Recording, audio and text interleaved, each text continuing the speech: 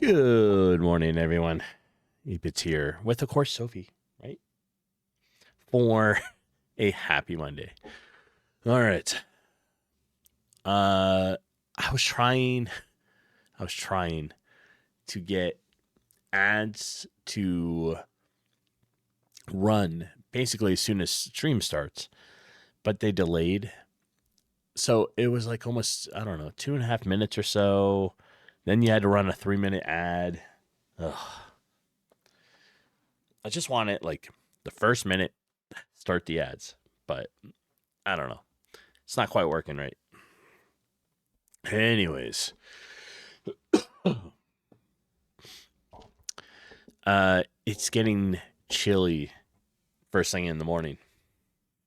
So it is only 30 degrees out. And it's a little chilly. I know you liked it, huh, Soph? Yes. All right. Well, let's get some music going. And then we're going to check out what's going on, right? I like this new, Civilization. I love Civilization, right? I can play it like all the time. Why does that sound like really loud? All right, let's adjust a couple things.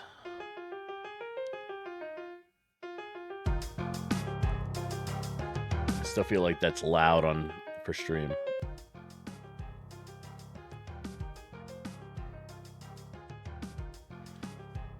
Okay, I think that's better. What was I saying? Civilization. Yes. I don't know. I really like it. Right? I spend hours playing Civilization, and I don't have 7. So this looks pretty cool. Like the new sort of update for stuff, right?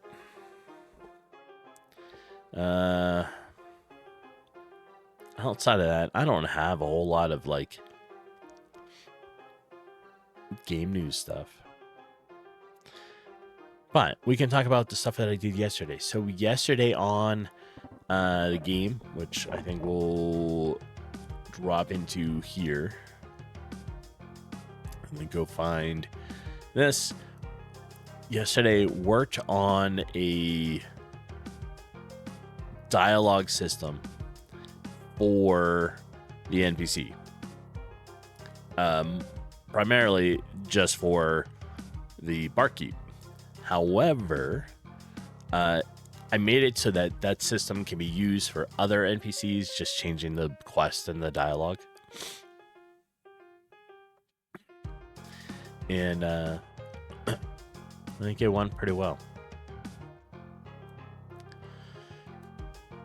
So outside of that, and we worked on a flow chart, right? So where was that? Was that this one?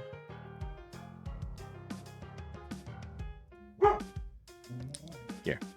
Yeah. So we have the flow chart, right? No, I don't want you. I want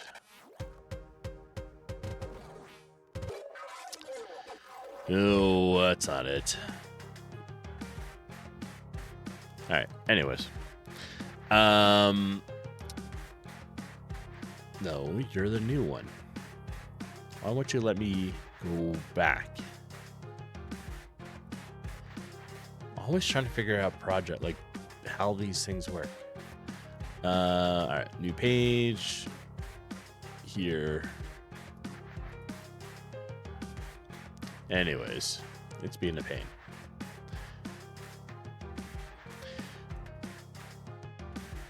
Come on, Smart Jaw.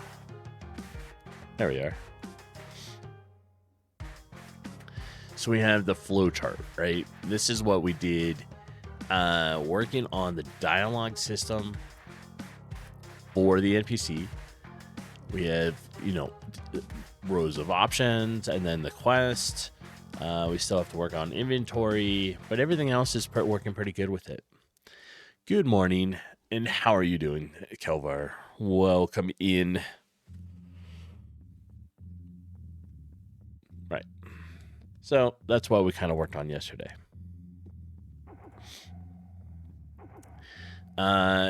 So far, things are good. Outside of that, what I worked on throughout the rest of yesterday, because I gamed a little bit. I played some V Rising. I played a little bit of Once Human, but that was kind of it. I didn't really get into a lot of gaming yesterday. I kept working on some stuff for here. Obviously, I have a whole bunch of NPCs just running around. They all kind of, they're all twins. However, what I managed to work was the shout outs. Brewer, welcome in. How are you doing this morning? I see you see found one of my new emotes.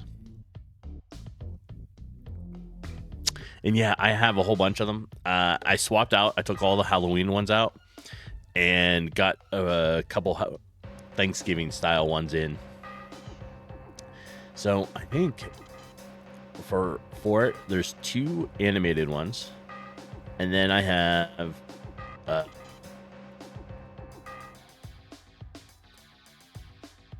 like 5.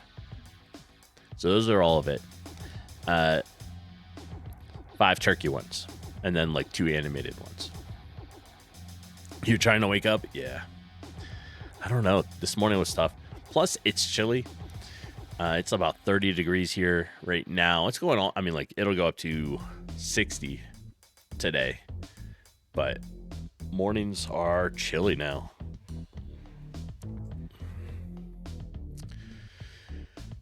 All right. So we got the dialogue system working. Then I manage. It's around 15 where you're at. Yeah. Winter's coming. Here. So I managed to add in essentially shout outs, right? And what the shout outs are random messages that the NPCs will yell at you, or as I call it, like they're, they bitch at the players because they want something. Did my GM IDE reset by chance?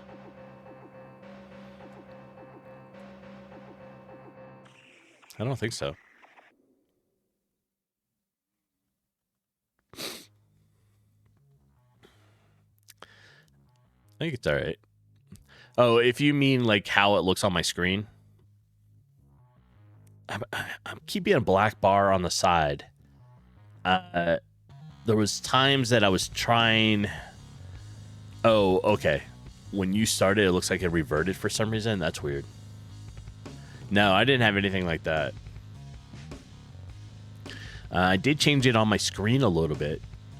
I have a little bit of a black bar, so you don't see this as much because that's just off the side of the screen a little, right? And I moved it so that you can see the important stuff, which is usually over here, right? Being able to see the variable definitions, where the parents are, that kind of stuff. So that was more important than just seeing where my file was here. And then that also allows for images and the dungeon thing that I have on my stream, all that stuff to be run in the little black bar.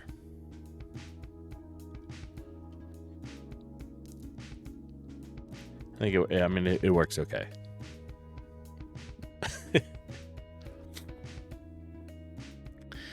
All right, so yeah, yesterday's dialogue system was a lot.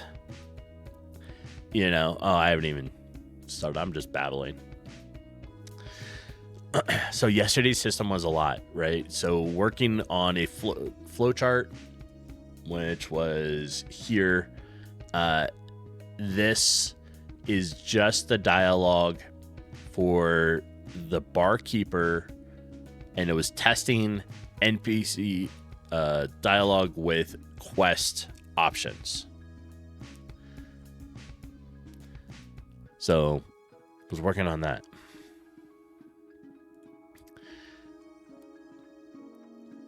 All right. I was working on some stuff, so I'm already starting on some interior stuff. So we're going to see if it now starts inside here, because starting inside the pub.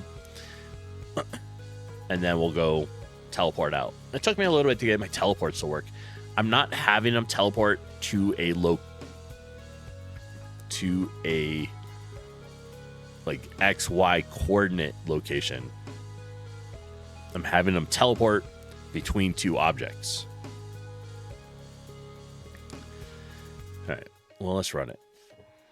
I haven't run it in a little while, so we'll see what kind of... Oh, it works great. All right. So we're in here, right? You'll be able to like walk out, leave. Oh, except I teleported into the house and I'm stuck. Well,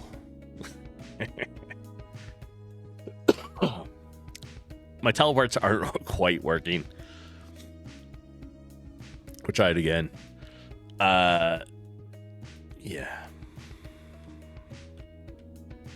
No, it still wants to go there. All right. Let's turn. Let's put a player back in here.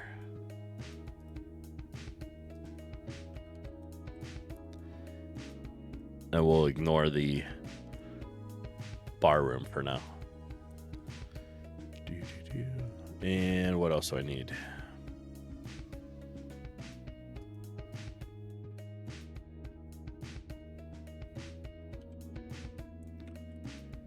World map. Okay.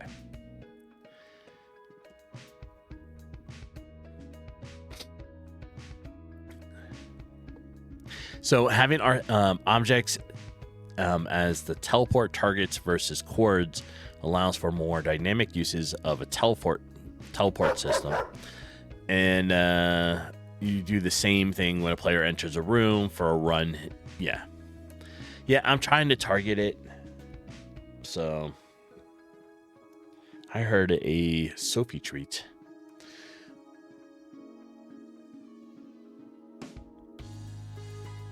Good girl.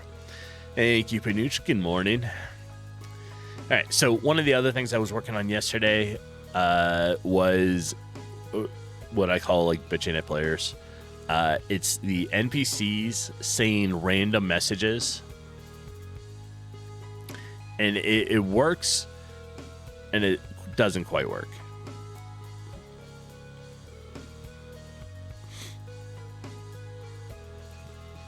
Let's move away from them for a minute, and then come back. We'll see if one of them does it. But it's meant to be like you're running through town, or you're trying to do stuff, right? And one of the NPCs will be like, hey, look here, come here. That kind of stuff.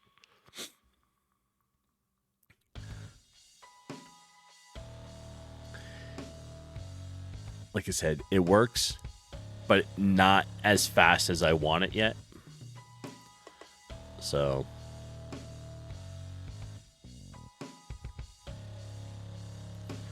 bunch of enemies in town.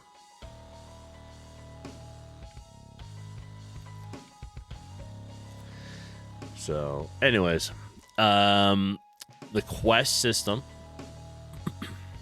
for the barkeep is working pretty good. We go all the way through. We have options like need a job, see the shop, leave. So we can say like need a job. We'll select that one. He's got a few problems that need solving. We'll be compensated for it. And, you know, like what kind of work? Then you have like 3 options, right? Like rats, job 2, 3, that kind of stuff. And you can pick one. And it's basically initiating a quest.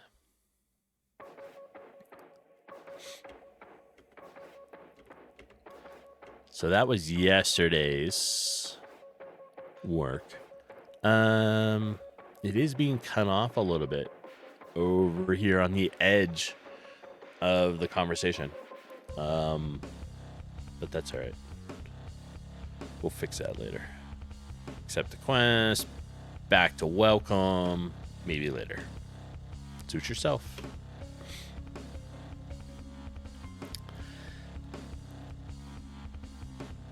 Yeah, and like I was saying, I was trying to get... This is the stuff that I mean. It's just called... I'm calling it Bitch Player. You know, but it's just random messages that the NPCs will occasionally say. You like how I did that? Yeah. In here, this is the code for it, right? So you go through like the welcome, then you come into your choices. And then each one of these choices is another area, and it'll take you to that dialogue, which then has choices and choices.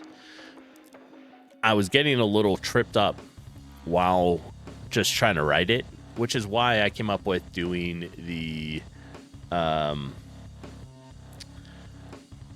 flow diagram.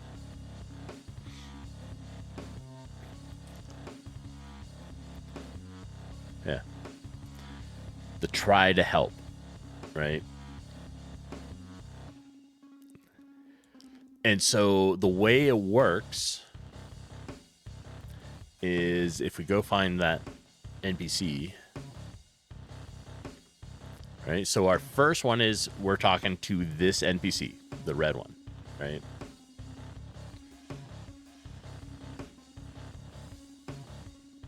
I still need the game uncovered.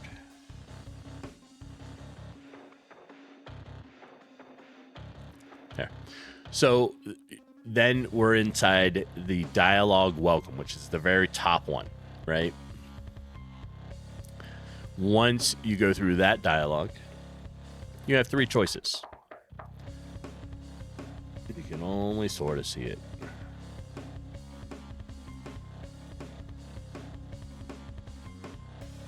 There. So now you have options, need a job, which is the light blue ones here, need a job, shop, or leave.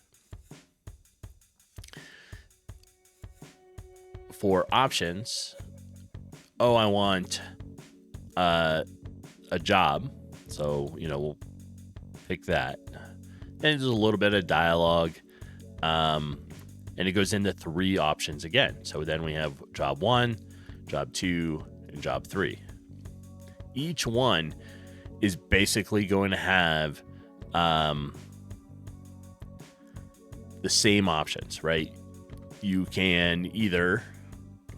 It'll give you a little dialogue with it, and then you can either accept it here or go back to the welcome, which if you follow it takes you all the way back at the top of the dialogue system. Or you just say maybe later, and that leaves the dialogue. Right? So if we follow that... Oops, I picked the wrong one. But then it would leave, right?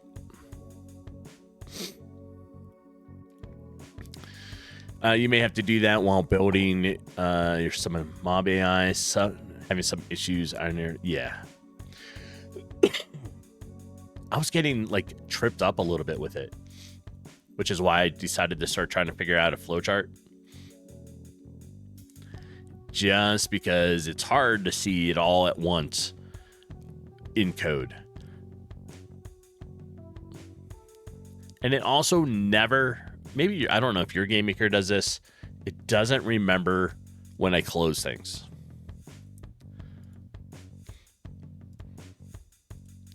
It's always expanded all the time. And same, it's a bug. Yeah. I'm like, well, what's the point of me being able to like minimize so that when I come back to it, if I leave this object and I go to another one or something and I come back, this is all expanded again. And I'm like, well, what's the point of me being able to do this? Also, what's the point of me doing regions, which is the same thing, you know, because I like closing my regions so I can see stuff better, and it never remembers it. So, right. Submit a bug report, yeah.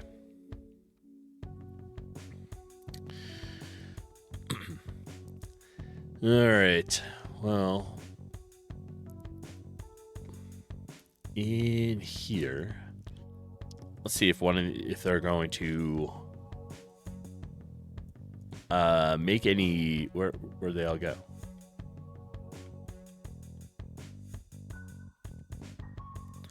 All right, let's leave the zone. That should be far enough. And then we come back.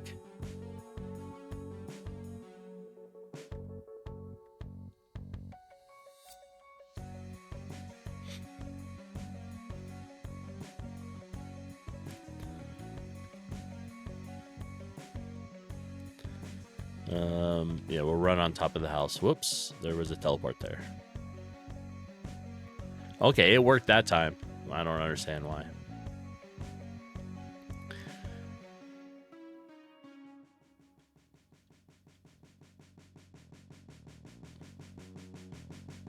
Yeah, well. They're not quite doing what I want them to do, but, you know, that's all right. Oh, there they go. There's one. Says, got something for you.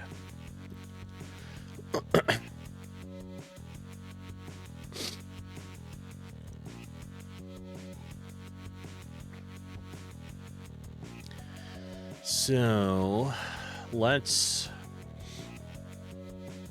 figure this out, right? I set my chat range to 200. And it might be, maybe it's too much.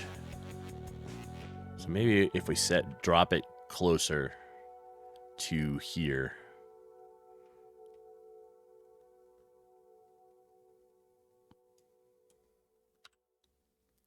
That should be all right. And then the way we're drawing this is it's just using the original chat bubbles that I had before I switched over to the newer chat system.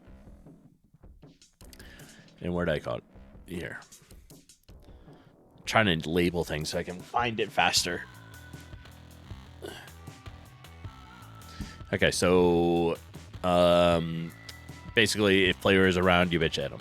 That's the code. Or the NPCs.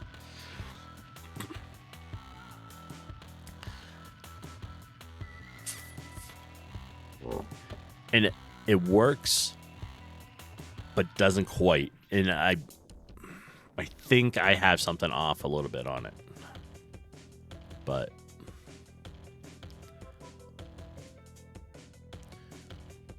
all right, let's stop it. Let's restart it.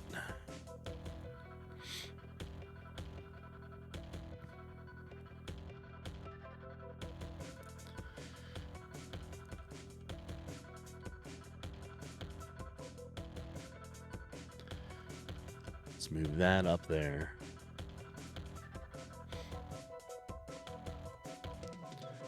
So we have a random. I have it set to under 10.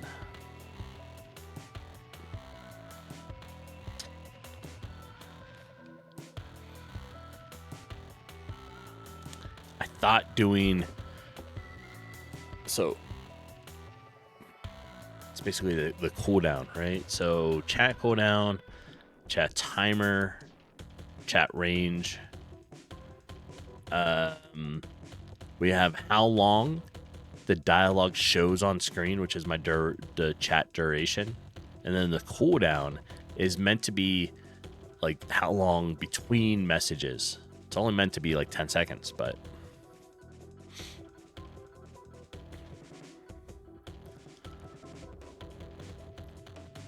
and then it's supposed to pull my messages.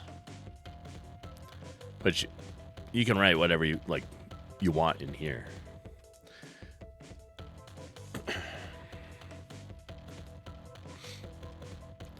So then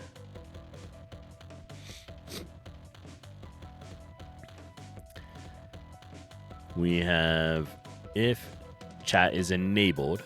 So on the NPC,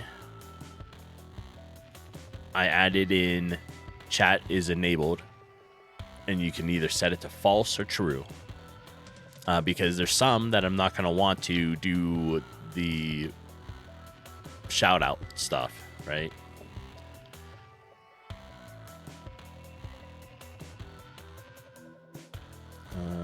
Let's open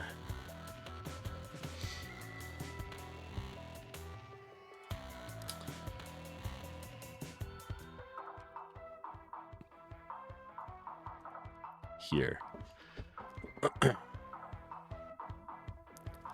Maybe that's it. Maybe it's not. No, I mean, it should see it if it's inheriting it, right? So if it's pulling stuff from the parent, which should have it. All right, let's figure this out. I know I wasn't.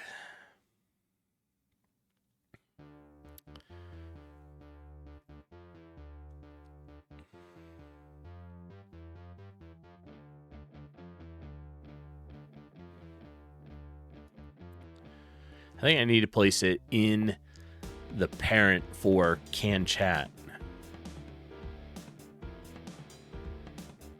Or what am I calling it? Can talk.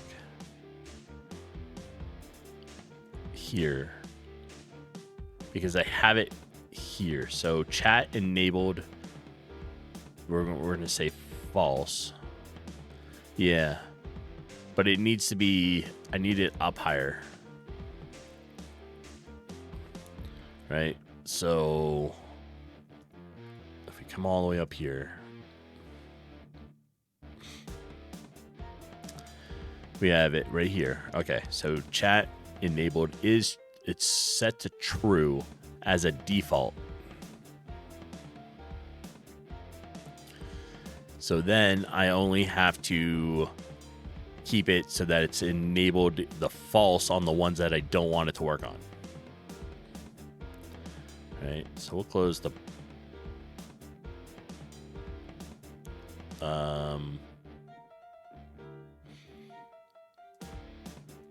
here. This should be default for this one.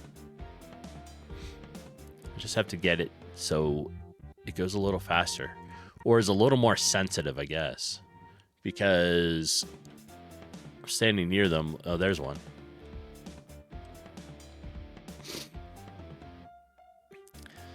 Chat duration 3 seconds. Cooldown and timer and range. So I've here, and maybe I overdid it. Depending on how much you want to get into proper object orientated design, everything except what is unique to a specific object should be in the parent. Yeah, I'm trying to keep to that logic stuff, like how to code, right? I'm trying to keep it on the parent level, and just get a little better with that.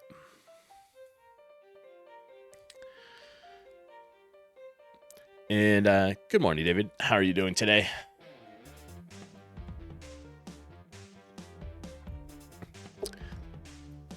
Yeah, so right now, chat is enabled. It's set to true as a default in the parent. It'll be true all the way down to the child, unless there is something specific, like this one, where I don't want it. Then I tell it to be false. All right, so we have... I think I confused myself with too many timers. So this isn't always working.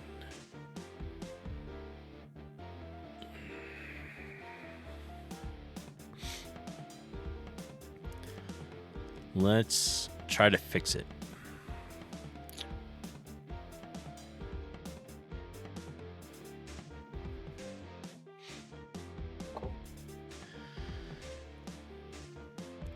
All right, we have our chat timer, we have our duration, cooldown timer, right? And where am I moving this game screen? There we go.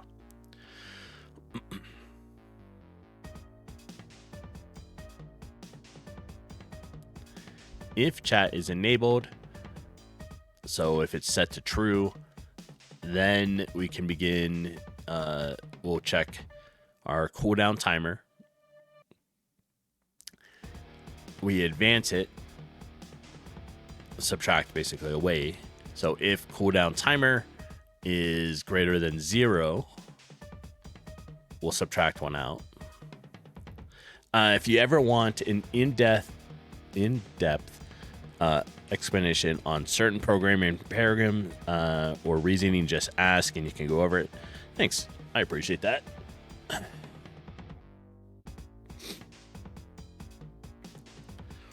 I still think you need to do a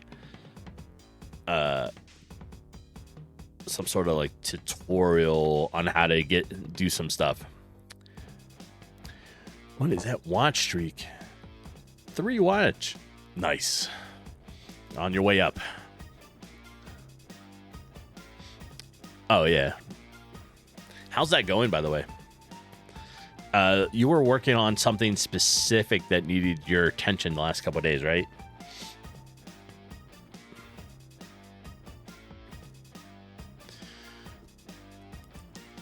All right, so then we have timer for our active message.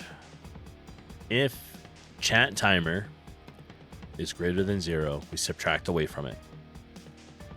And then if chat timer is less than 0, or less than or equal to 0, we produce our message. And I wonder... I wish I could look at like 2 things at code at once. Well, I sort of can.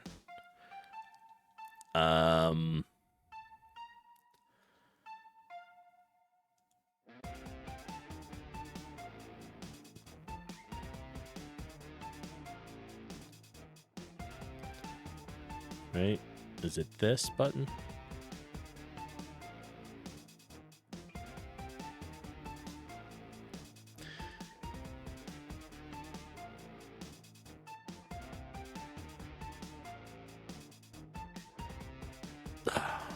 I hate when I do that.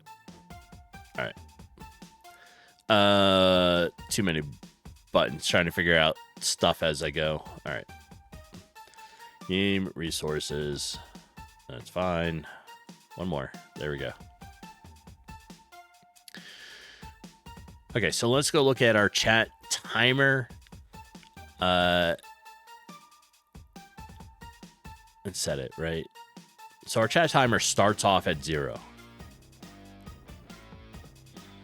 Which, you know, should be okay. Which means it immediately wants to... Or in my head, it should immediately want to create a message.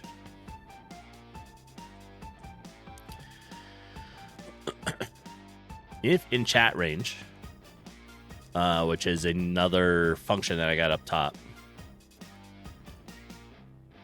here.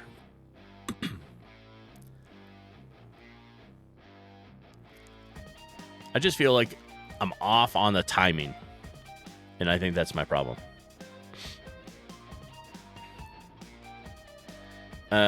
Summons, you have to basically recreate every type of attack the player can do, but AI controlled. Not the abilities, but the AI. Yeah. I mean, I remember reading, like, when you were talking about, like, what you were trying to do. I was like, oh, that's a lot of concentration.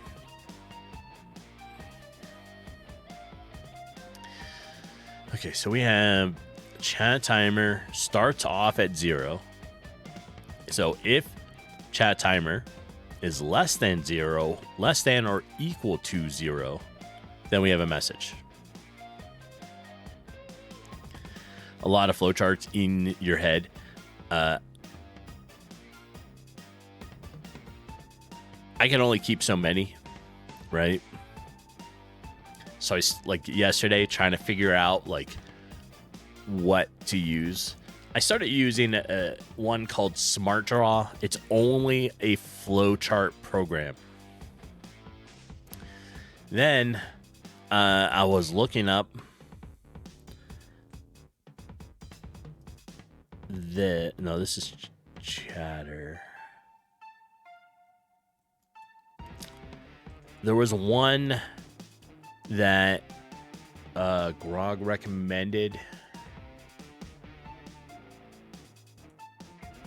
and I'm trying to find it. Oh, it was called Crochet is the name of it. And it was not, I thought it was by Juju. It's not, it's by somebody else, but this isn't it.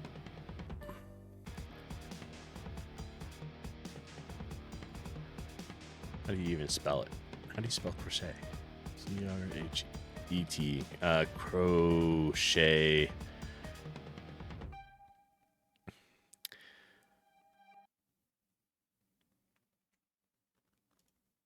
Was this it?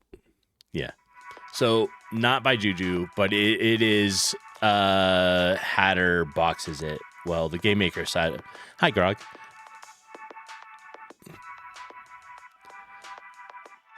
Chatterbox imports crochet. Okay. So how did I find it? It was GameMaker crochet. I just want to show it. Faulty Functions. That's it. Faulty Functions has it. Whoever that person is. When I just wanted to show it. This allows you to create a flow chart, and then you can input your dialogue into the flow chart, and it will connect it to your game. Which seems pretty nice.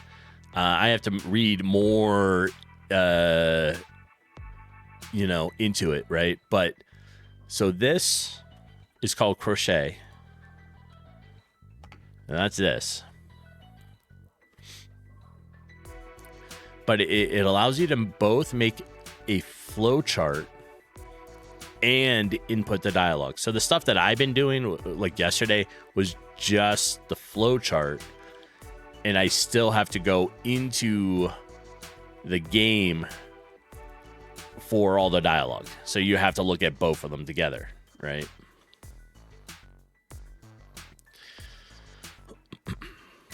Oh, and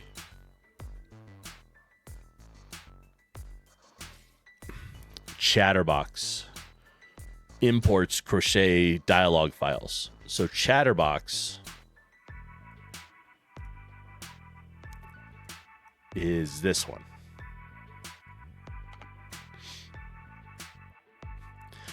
right? But this looks like pretty useful to be able to do. So it's all in one place.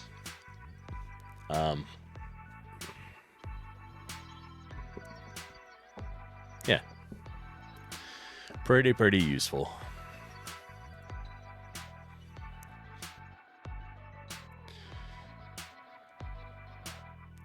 So if you come back here, like I'm watching on the game, they are occasionally saying stuff. It's just not very often. You were reading the docs a little bit after sending it to me, and it's crazy powerful. You can define functions that Crochet can use, then call them in your dialogue. Like you can make a screen shake function, then in the dialogue call screen shake. Nice. Yeah, that sounds like it adds all kinds of features to it.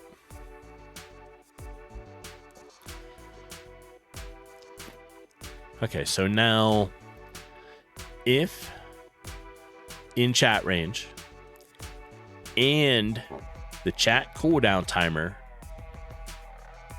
is less than or equal to 0 and chat timer is less than or equal to 0, we should have a random message.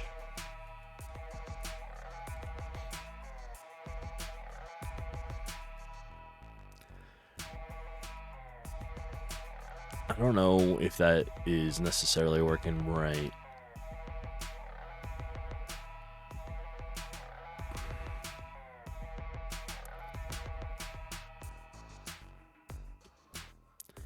I looked at one of the other things on how to do this, and I don't think I have this right.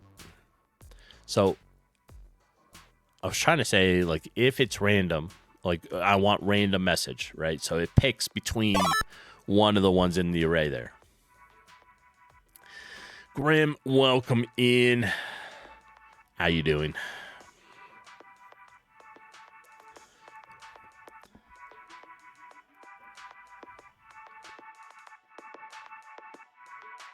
Jeepin. Good morning, Jeepin. What are you doing up?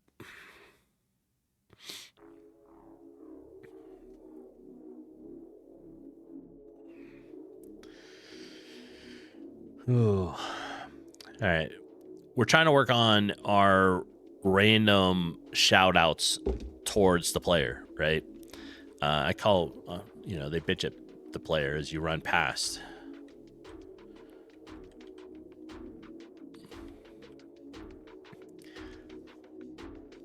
So we have chat message will equal the chat message in the array, but I'm choosing a random one. You're doing good. You just finished breakfast and just chilling a bit before meeting with some friends. Nice. I'm just having coffee for breakfast today.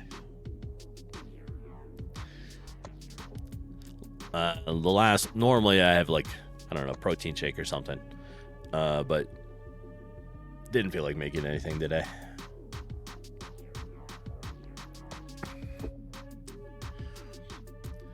Okay. And I wonder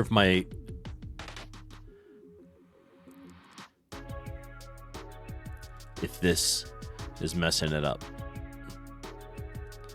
right?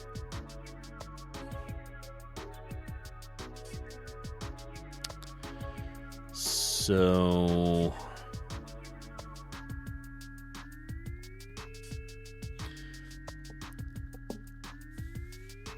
chat timer equals chat duration. So it's if random message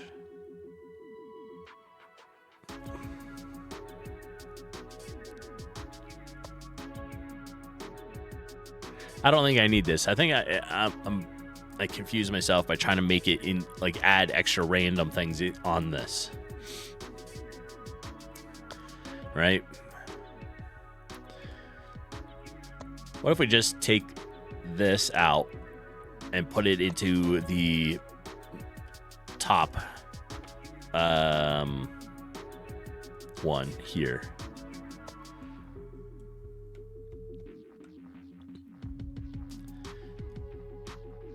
Does that make sense? If in chat range and chat cooldown timer and chat timer. Oh, and I wonder if, because I try to use the function instead of the actual range.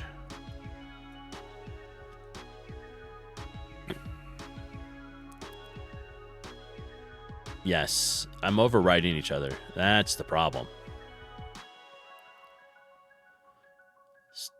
Silly me. All right. Let's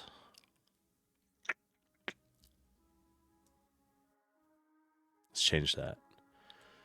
We don't need this here. I was thinking I need stupid me. All right. If chat range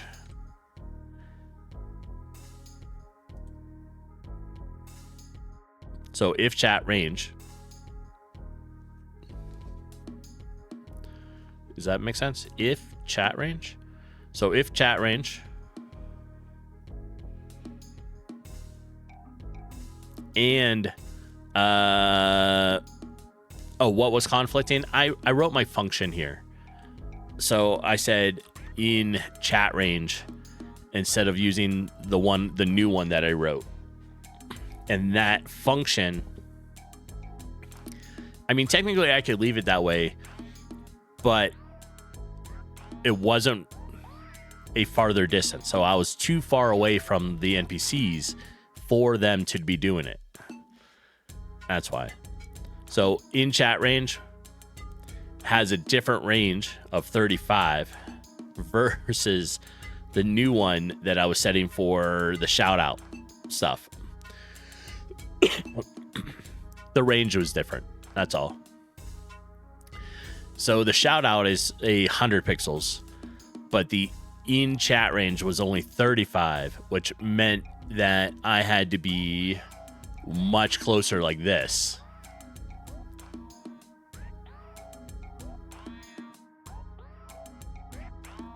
A shout out range, probably. Chat range. Shout out range. How's that? Then this is shout out message. All right, so now when we come down here, oops, where was I? Here. If shout out message and chat cooldown timer. I guess I should probably just name it all shout out. I don't know. I was just like, oh, it's chat. That's probably where my problem is. Okay, so if shout out message, shout out range, and chat cooldown timer, I shouldn't have to. If shout out range, what about it?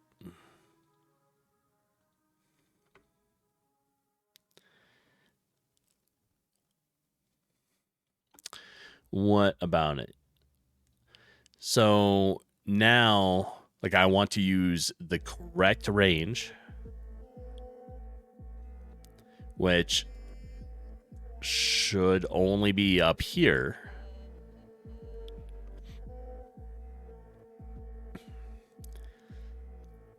But I don't want it to be just 100. So I need to say if shout out range is less than or equal to 100 and our chat cooldown timer is less than or equal to 0 and the chat timer is less than or equal to 0. Then we are doing our random shout here.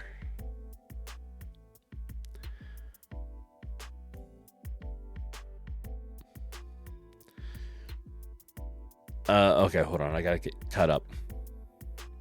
What was wrong with the chat range? I was using the wrong one. Very confusing. Yes, the issue is you have two kinds of chat. Yes. And chat and shout outs, chat and barks. Barks, that was the name. Dialogue and chat, it doesn't really matter just as long as they are different. Isn't shout out range always equal to 100? Yes. It's because it's a set value, right? If we go back up top, it's set to 100. So I need to say if it's less than or equal to the 100, right?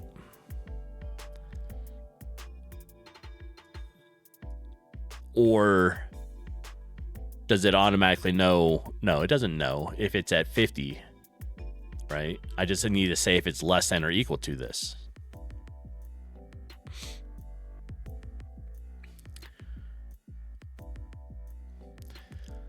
Yeah.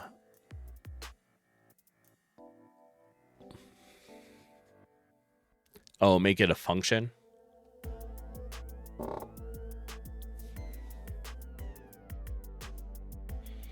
Okay. You make everything a function? Yeah. All right. We'll come back up here. Well, we'll keep it together. I'm trying to keep all my functions together. So this is now going to be in shout out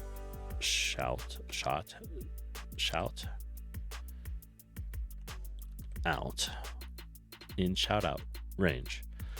Everything's the same here. We're going to say shout out range.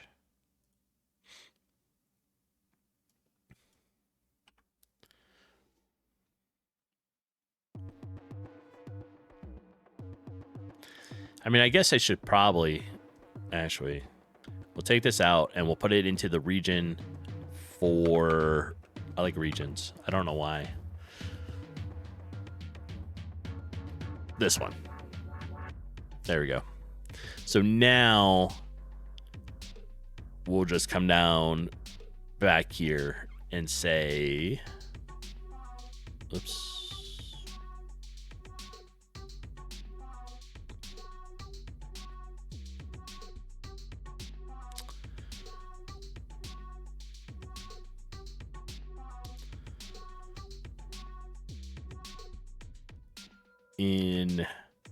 If in shout out range, and we don't need this, and chat cooldown timer and chat timer, then produce the message. All right. That should fix it. I had too much junk in there.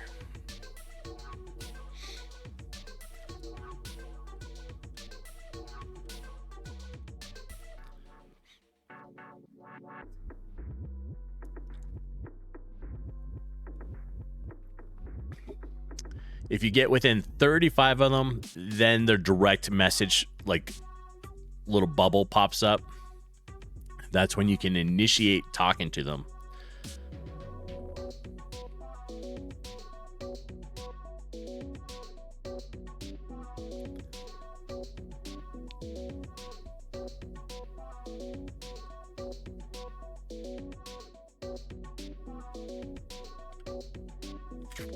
Well, I don't really see them doing much. So we have if in shout out range and the chat cooldown timer is 0 and the chat timer is 0. Then we're saying, then do chat message.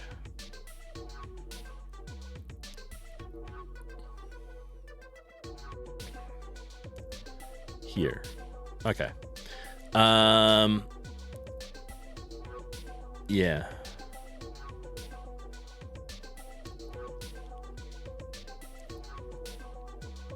All right, so I put one in, it immediately sees it.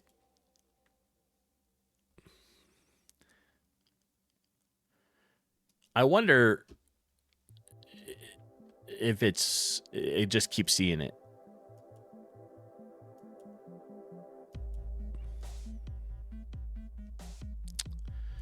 Okay. Because as soon as I do, it sees it. All right. So you're seeing the array. There, it's got a chat message, got something for you. So somebody's saying it. And maybe that's the problem. Yeah, it's seeing the message. I wonder if it's because, like,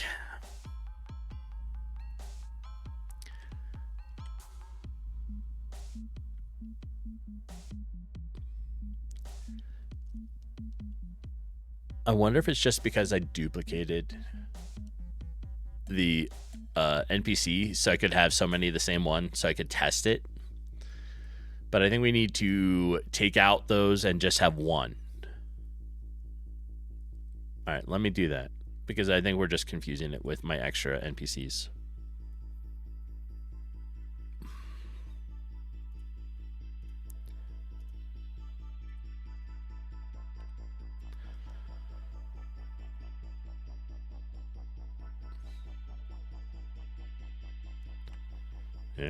There. All right, now we just have one. Also, it looks like I'm in ads. Did it tell me? It did tell me. I wasn't paying attention. I am going to take a quick be right back while we're in ads. I want to fill up my coffee, and then we'll get back to it. So hang tight for a couple minutes, and I will see everybody shortly.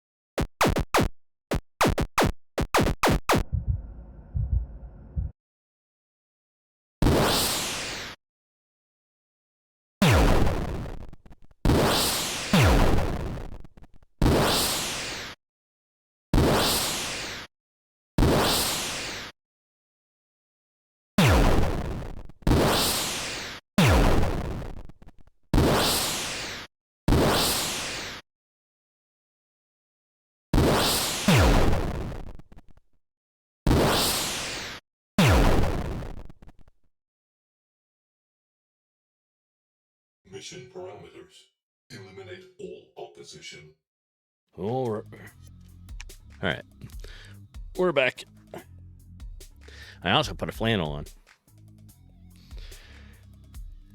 On the other side of my area here, behind the curtains, there's a set of windows.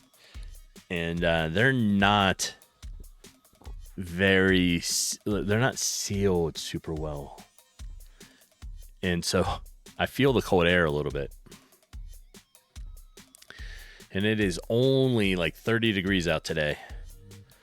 Well, it was. It's about 36 now.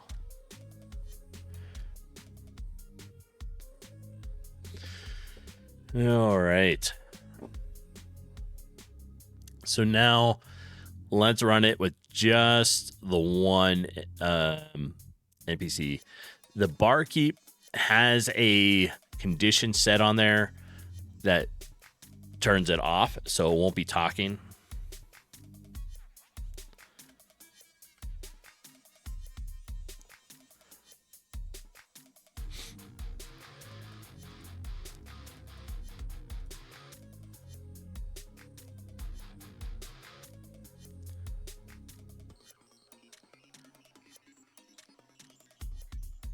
Oh, all right. I have conflicts. I know what is going on.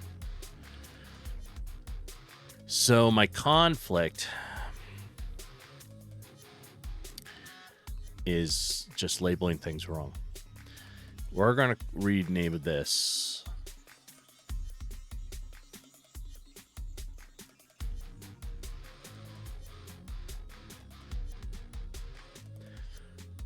Right.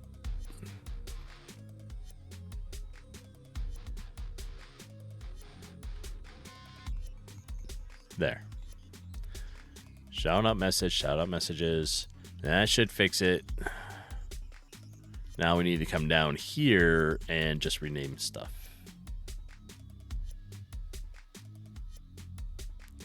I did do shout out chat enabled, yes. So shout out is now in front of all this. Shout out timer, shout out message here.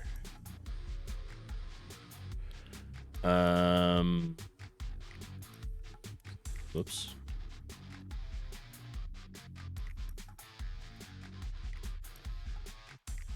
To there. There, chat message.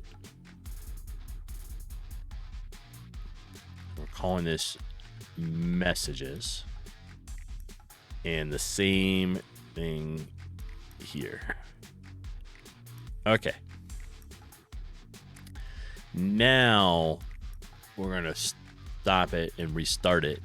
We should be shout out chat range. It's missing underscore range.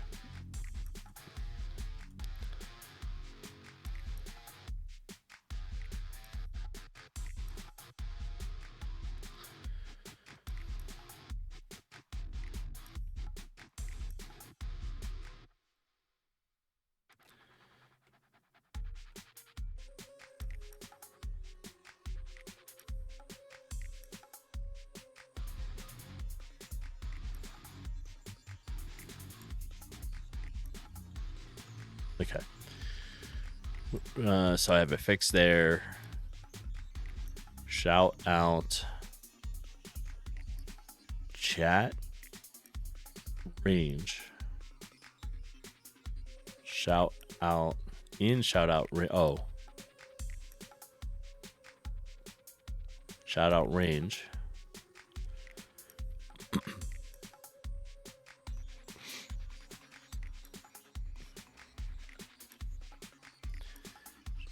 Shout out chat range.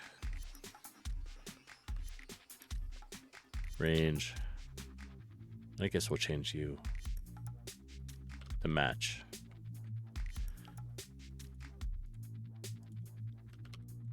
Okay, so shout out chat is on all of them. Shout out messages, range. Now I just need to update these ones to make sure they all have chat in it. Shout out chat. Here. Shout out chat. There. Let's just make everything consistent. Right, so everything is shout out chat. There. Come down into the draw. Shout out chat. Here. Chat.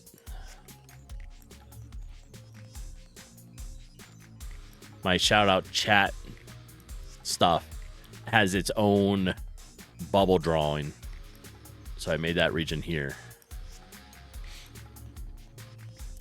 I mean, like I said, I like regions. So I have regions for like name and text plates, that kind of stuff. I've been separate, like I separated everything. Okay. Chat. Here. All right, we should be good. We're going to start it again.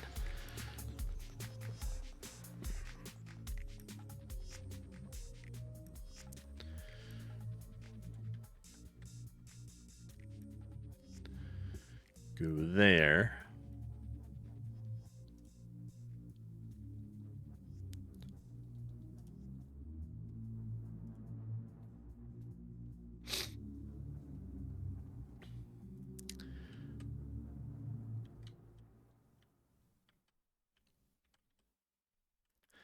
So it's not immediate, right? So like if I'm coming, I don't know, let's say I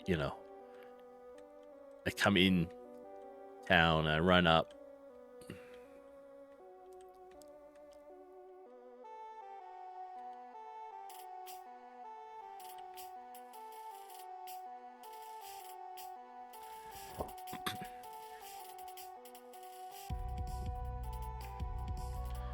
You need to be faster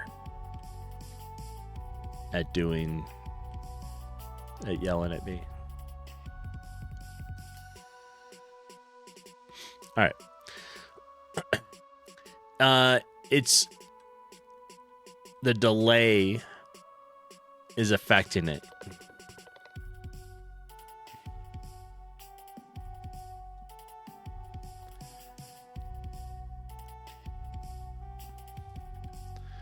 Right. So I need to get that better. Let me clean this up here because I now have like multiple things in there. All right.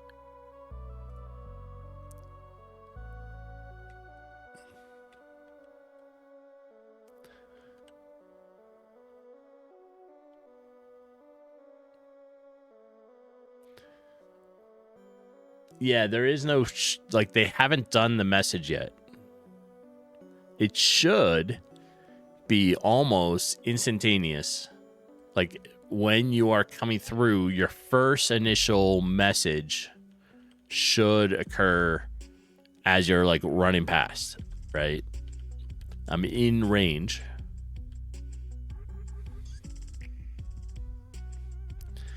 I said it, I mean, it's 100 pixels, so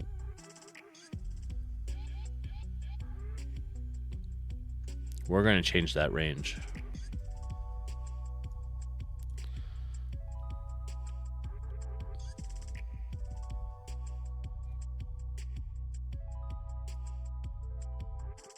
And now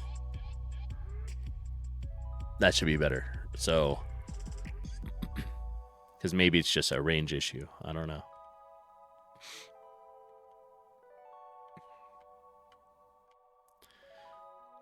I leave the range.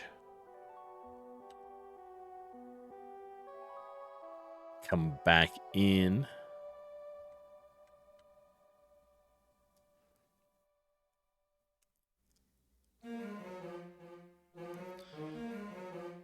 There should only be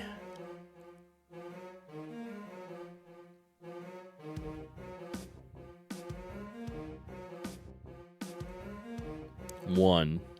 Still one on here. Yeah.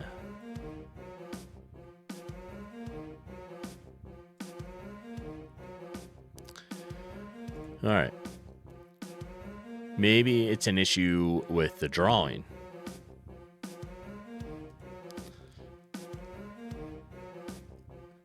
No, it's not gonna be the drawing because the drawing works fine.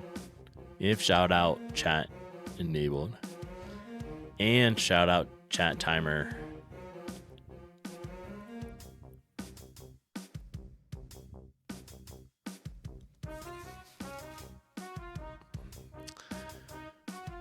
What if all right, so I have if shout out chat enabled and shout out chat timers greater than 0. What happens if it's at 0?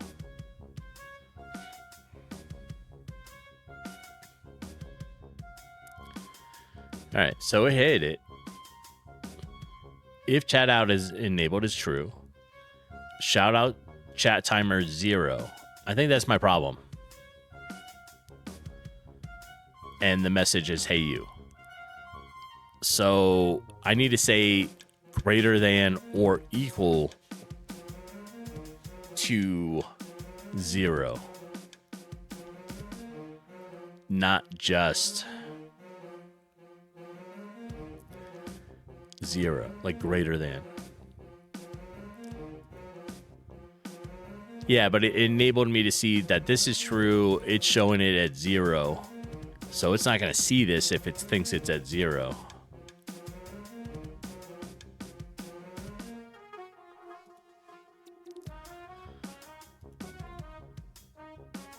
Yeah, let me stop that. And we say greater than or equal to 0.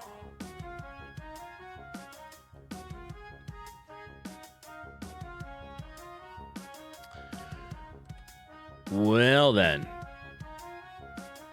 you're little spastics. Little spastics. And you're not supposed to be showing it at all. So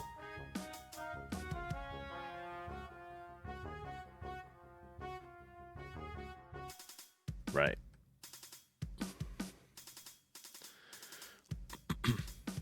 Okay.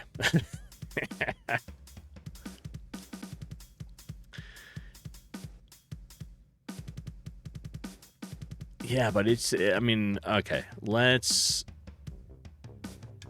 stop that. It, yeah, it is showing. The rest of this is just bubble stuff. It's not related to the message. So if shout out chat is enabled, so it has to be true. Which I don't understand why then the barkeeper. Oh, because I changed the name of it.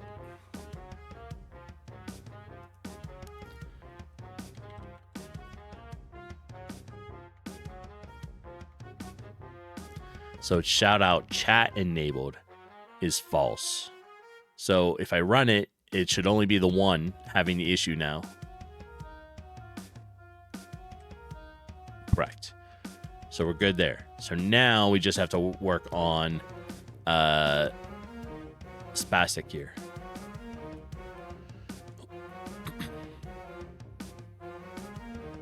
And it was this that changed it.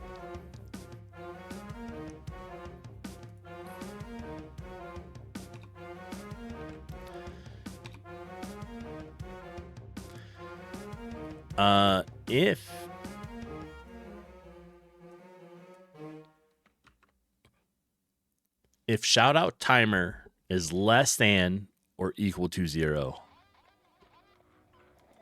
maybe that'll be better, because otherwise it's going to be counting it for every single one, right? No, that didn't work at all.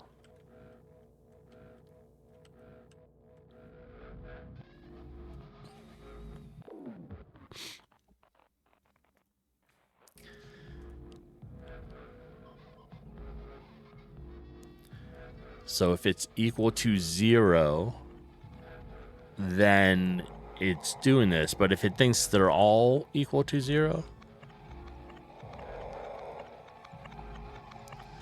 if shout out is enabled, then we do this. Then if shout out timer is 0 or greater than 0, we subtract away from the timer.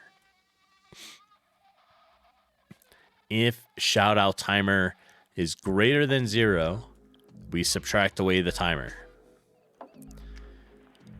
If shout out timer is less than or equal to 0, we do a message.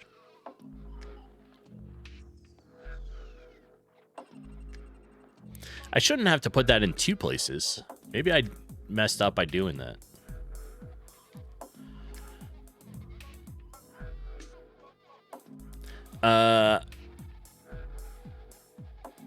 Whatever, rolling text frame, showing now, rolling a chat message, yeah, every frame.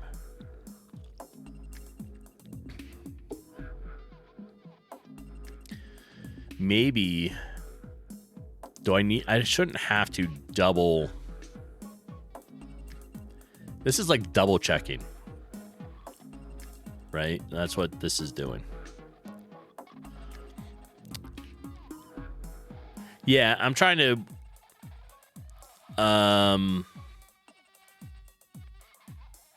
draw the shout out. And I have it double checking here. Right? So it was set to this.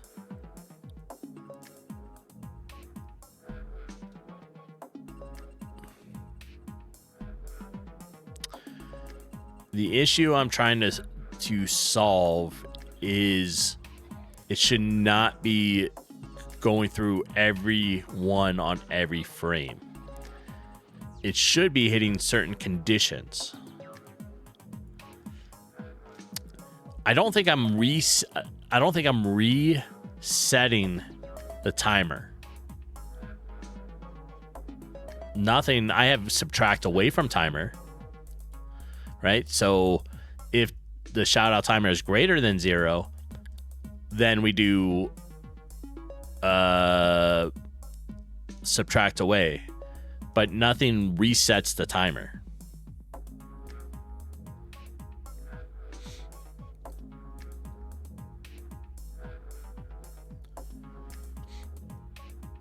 Okay.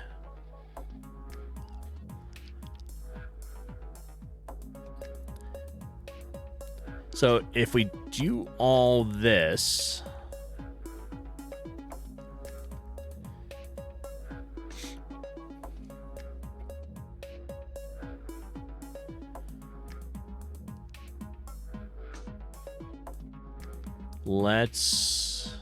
maybe we can make do a function.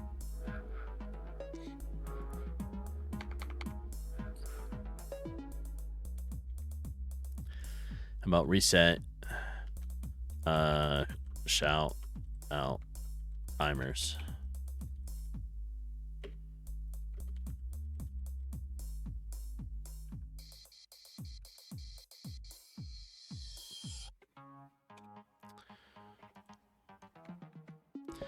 All right.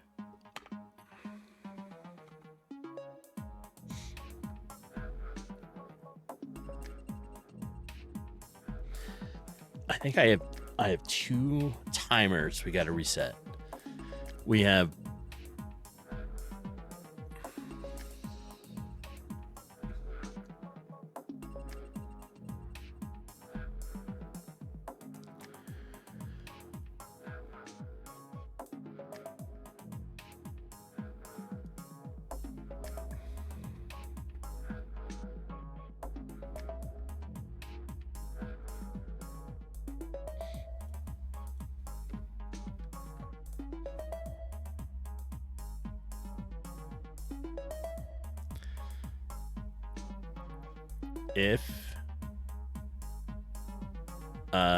so we do reset shout out timers.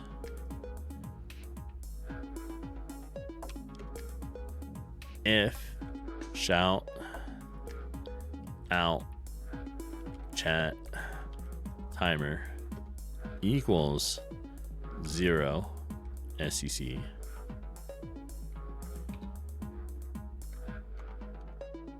we want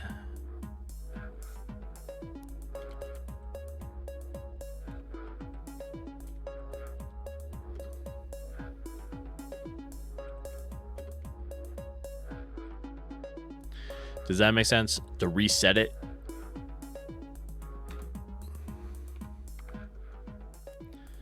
If shout out timer or shout out chat timer equals 0 seconds, we want it to now equal 10 seconds.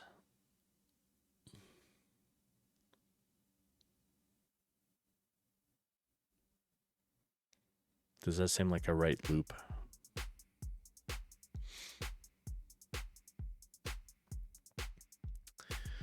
Because then it would also be the same thing for the shout out chat cooldown timer.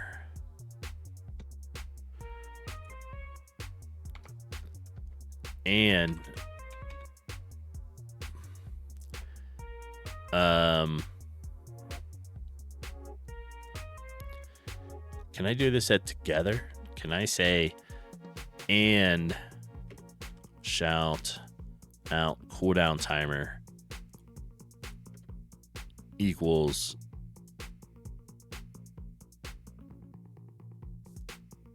no, I think I have to separate those, right? I can't put these into like a parenthesis to say both of these equal this.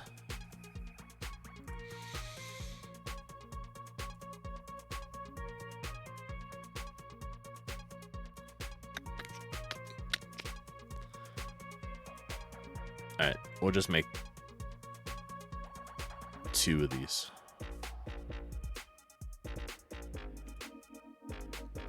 Hello there. Hello. Who came in? Silver. Good morning. Sophie Treat. There she is. Hi, Soph. You ready for your treat?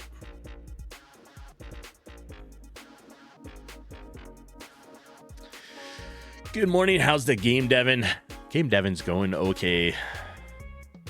I'm currently working on the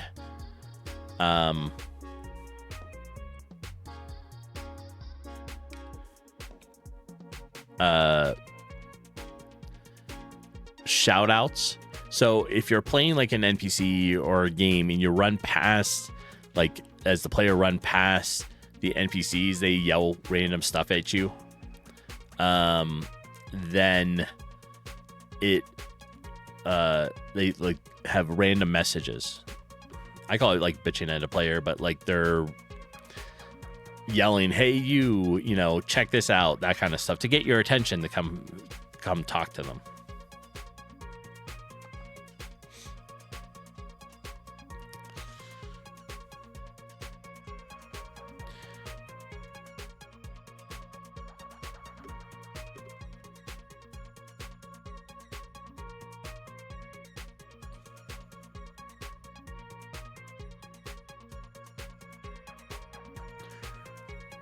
All right.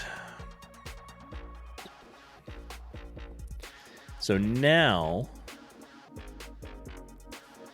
how do we, if we're doing all that, right? So now we have reset shout out timers. Can we, at the bottom of this, just put reset shout out timers?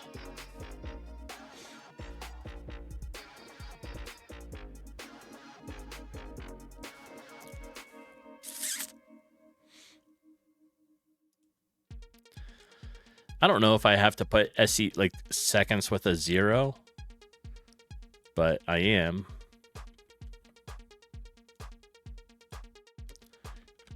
So I can be very clear. I want it to be seconds, not a frame. Okay.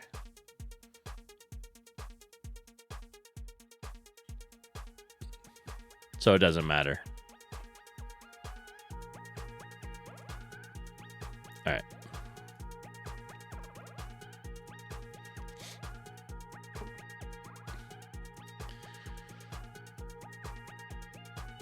Okay.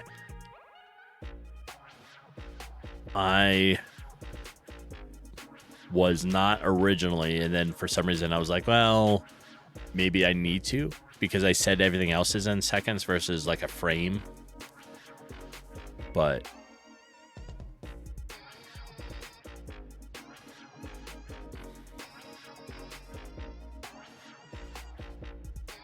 all right, let's run it. See if I have mistakes. There's one. You there.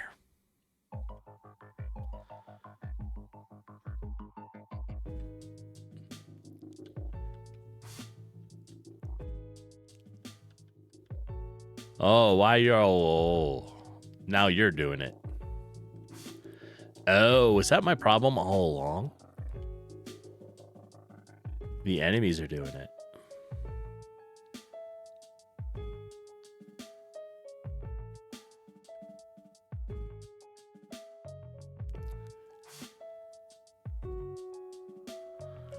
So, I need to.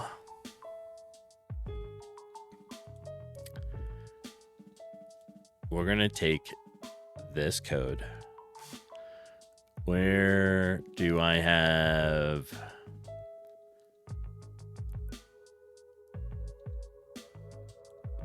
Yeah, for right now, we're gonna turn it off. On each of them,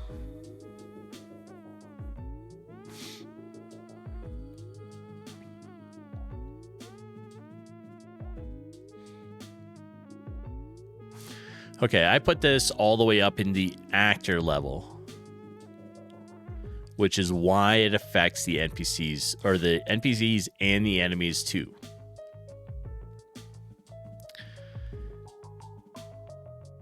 This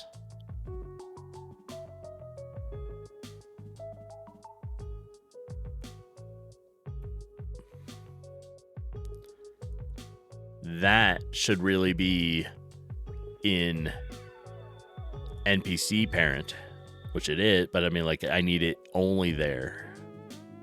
No.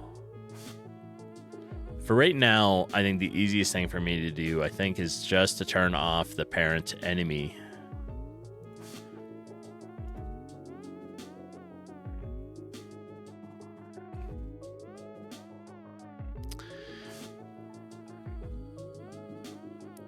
Right. So in the top level, which is parent actor, this array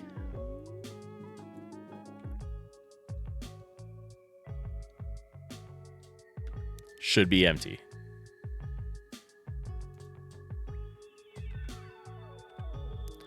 Right? On the next level,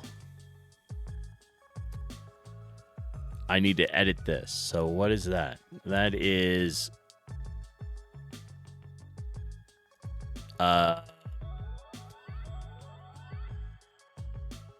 is it override or inherit? I'm always confused between the two. Okay, so I want the same info brought in. I want to inherit, and then I add a new one of these.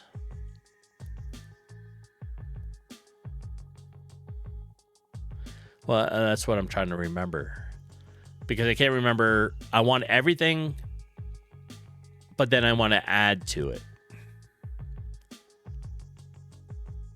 So if I want everything, it needs to be inherited, and then I can add this to it.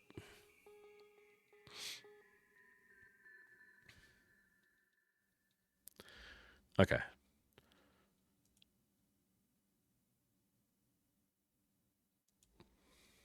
So then in here,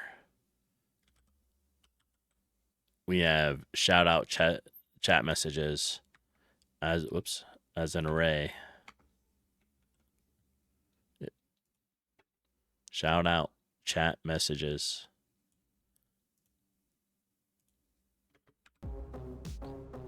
There.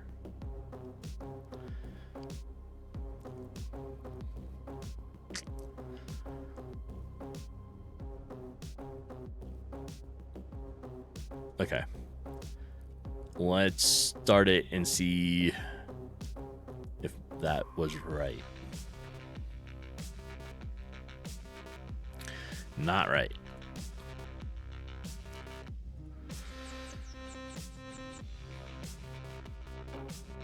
If this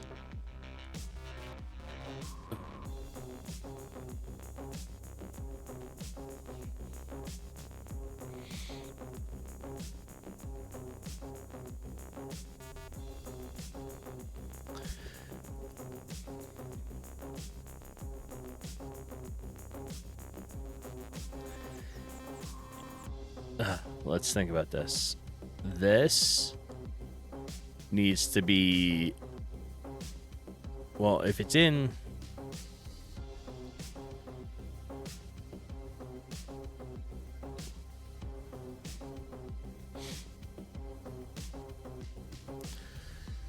All right, let's open parent enemy because I need to put in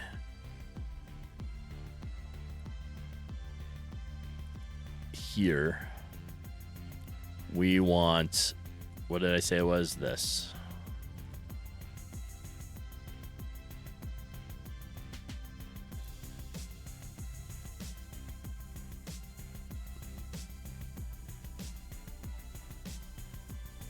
All right. That was it. So now they don't have their little chats. You have a chat. But you're just going to scroll through them. No downtime. As soon as you're done with this one, you'll roll to the next one, aren't you?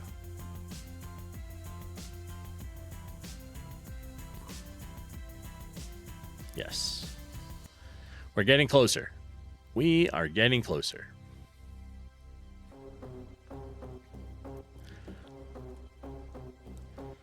So,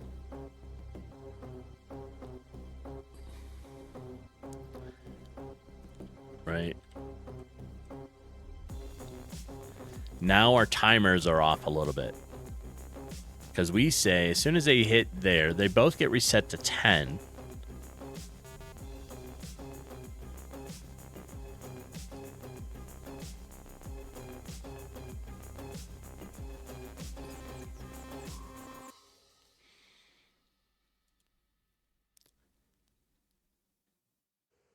You know what? Life sucks. All right. If chat timer is 0, we're setting it to 10 seconds.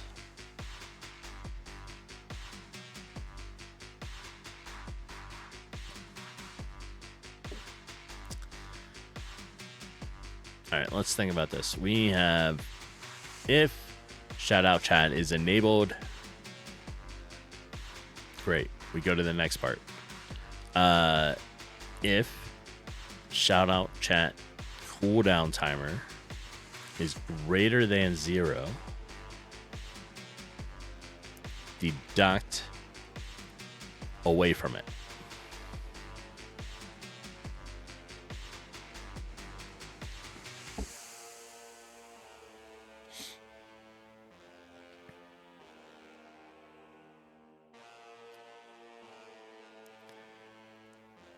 If shout out chat timer is greater than 0, deduct away from it. If shout out chat timer is less than or equal to 0, play the message.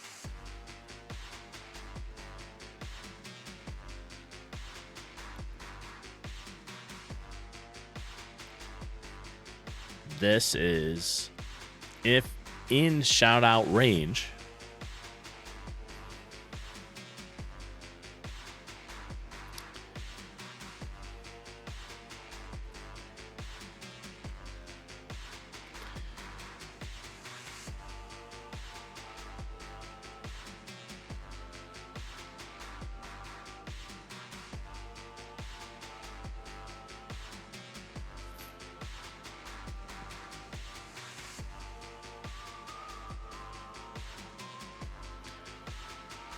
all right.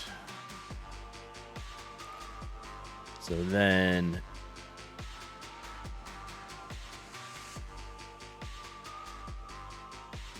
we're gonna stop that for a minute. Come back. All right. So in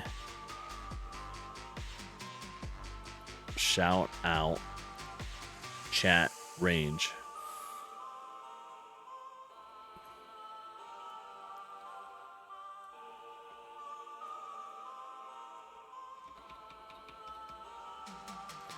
in shout out chat range, and I gotta redo you now timers.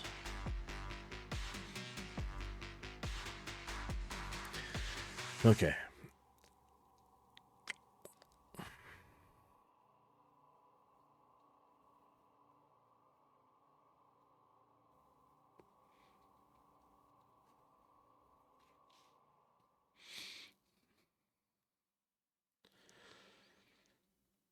I have it mixed up somewhere. Right? Because, like,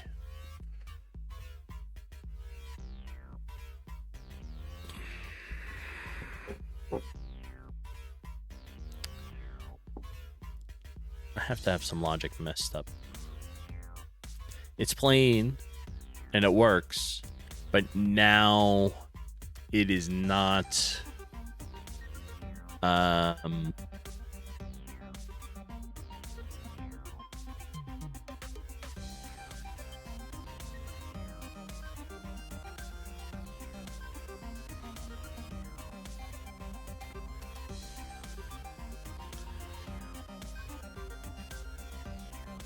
it's not resetting. So there's no downtime between the messages.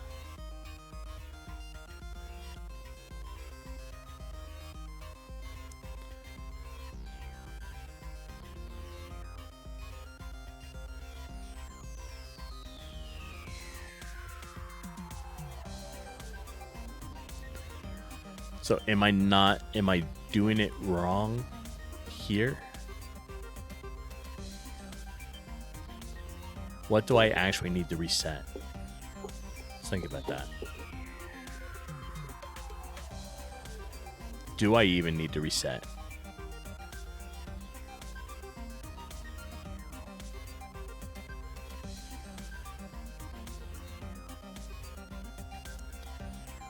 Well, let's take that out for a minute. Restart it. Okay, without that, they are going super fast.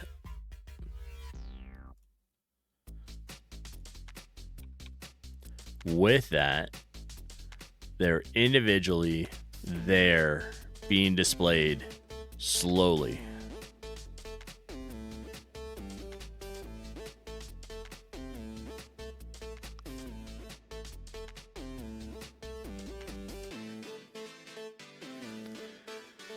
So I'm partly there. When I reset, I need the message to go away.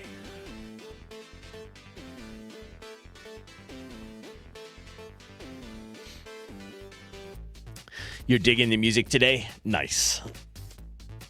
It is on Dark Electric. It is a channel on... what is that? Spotify. But it is a license-free channel, so it's meant for you to use on Twitch streaming.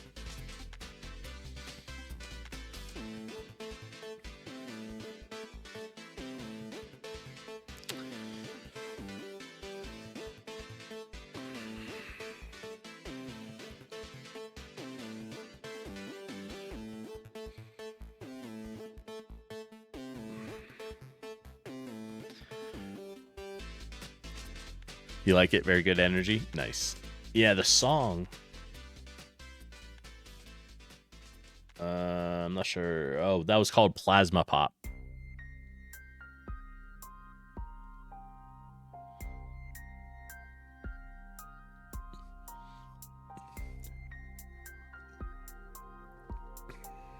Yep. Very cool. All right. When we get to the end of this, we do our shout out chat timers. We're resetting them. If we set it to 10, that means this is still true. Shout out chat cooldown timer is now above 10 again. So it starts to do this. Then shout out chat timer itself is also above 10, and we're doing this.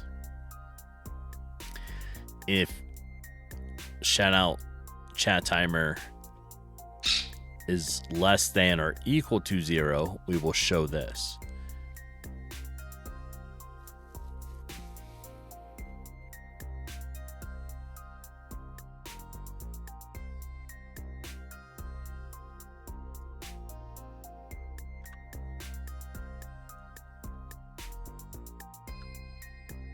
All right. So now, have you ever shown the alarm timer constructor? I don't know if you have or not. I mean, that's essentially what I'm trying to do, is just do this, right? I'm using a function versus an alarm to reset it. But the problem is, it seems to be showing, so the message will stick around, and then the next one wants to go.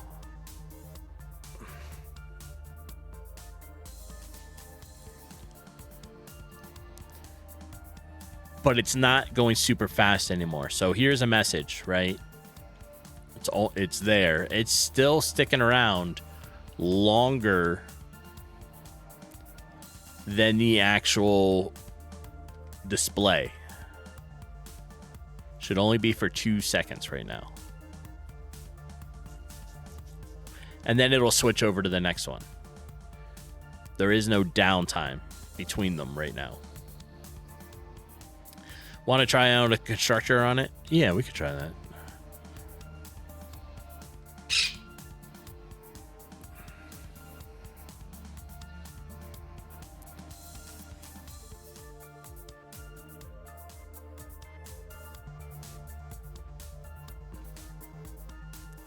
All right.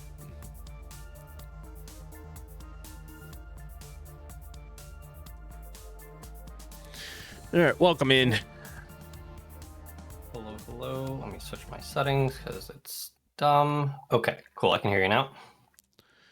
And let me get my screen up here for you. Cool. All right, I'm going to send you the constructor itself. And then we can go over how to use it.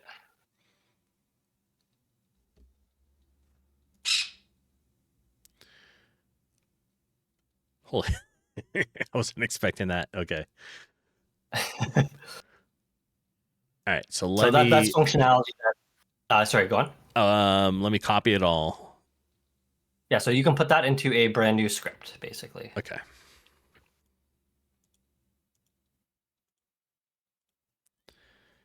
I would just call it, I call all my constructors capital letters alarm. So I would name the script the same name as this function. So capital letter alarm. Should it be, do we need to specify, or is this just an alarm in general? So if this is confusing for you, you could almost call it something different. You can call it like timer with a capital T. The reason why I call it alarm, because you're basically what you're doing and what my timer does here is it's replicating alarm behavior. You set a number, it counts down to 0, and then on 0 it fires, right? Right. So that's why I call it alarm. It's my custom alarms, basically. So this is what I use often instead of GameMaker stuff. So I keep it this way just so I know it's behaving kind of in that same way. All right. But if that's painful, if that's going to be confusing, then it doesn't have to be called that. No, I think we'll play it out and see how it goes. And if it gets a little confusing for this, maybe then I'll think about renaming some stuff. But okay, cool. So yeah, so once again, the way I like to construct my constructors is I like to put all the methods, the things we can do on that constructor at the top here. So we can see that we could start the alarm, we can pause it, we could resume it, we can reset it, we can check if it's active or paused. We can check the timer, like check what current value of the alarm is at. On update and on done at the very bottom there, those are going to be very, very useful ones. They're basically functions that get called either every frame of the alarm, every time the alarm updates, or when the alarm finishes. Gotcha. The private section we don't ever worry about, so we can just you can even just minimize line 49 there. Okay. That's basically internal stuff that I don't expect you to worry about. And then we have events. You don't need to worry about these necessarily, but update is one we do need to use. So you don't need to worry too much about this though. And if you want to scroll down, you can see a little example here of how we use this. Oh, I see. So if you want to uncomment that out just so it's color coded, just to get an idea. Okay, so basically the way it works is we define a variable name. So I just call it timer here. Timer equals new alarm. And we're setting this alarm to 2 seconds. And then on update, I'm saying, hey, put a little message saying alarm is counting down. So every frame that alarm is counting, it will say, hey, alarm is counting down, alarm is counting down, alarm is counting down. And then on done, that's what I want to happen when the alarm is finished. So in that case, I just have another message, hey, alarm is finished. Gotcha. Actually, if you just run the game, if you run the game now, you should see this happen. So I just want to show you how it works, show you that it does work, and then we can implement it the way Okay. you're trying to do it. So 2 seconds later, we should see that message, and then yeah, up until then, you should see. I wonder if it was up. Oh, interesting. It didn't fire. Oh, I know why. Never mind. I always do this. I do this. Okay, let's go back into that script. Okay. And so this is one of those things that so that update function. Notice how on update on line 64, I'm doing, hey, if this is active and if this is not, if this is active and sorry, if those conditions are met on line 64, Right. or not met, then we do the timer minus minus. So because we're not updating this timer alarm, this is not going to work here. So it doesn't work in this context. So you can just comment that back out, Okay. and we'll go use it practically.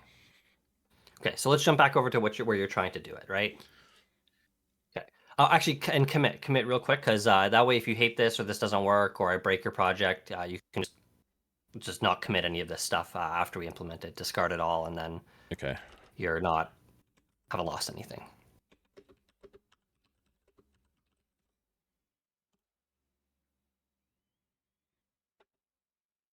Okay.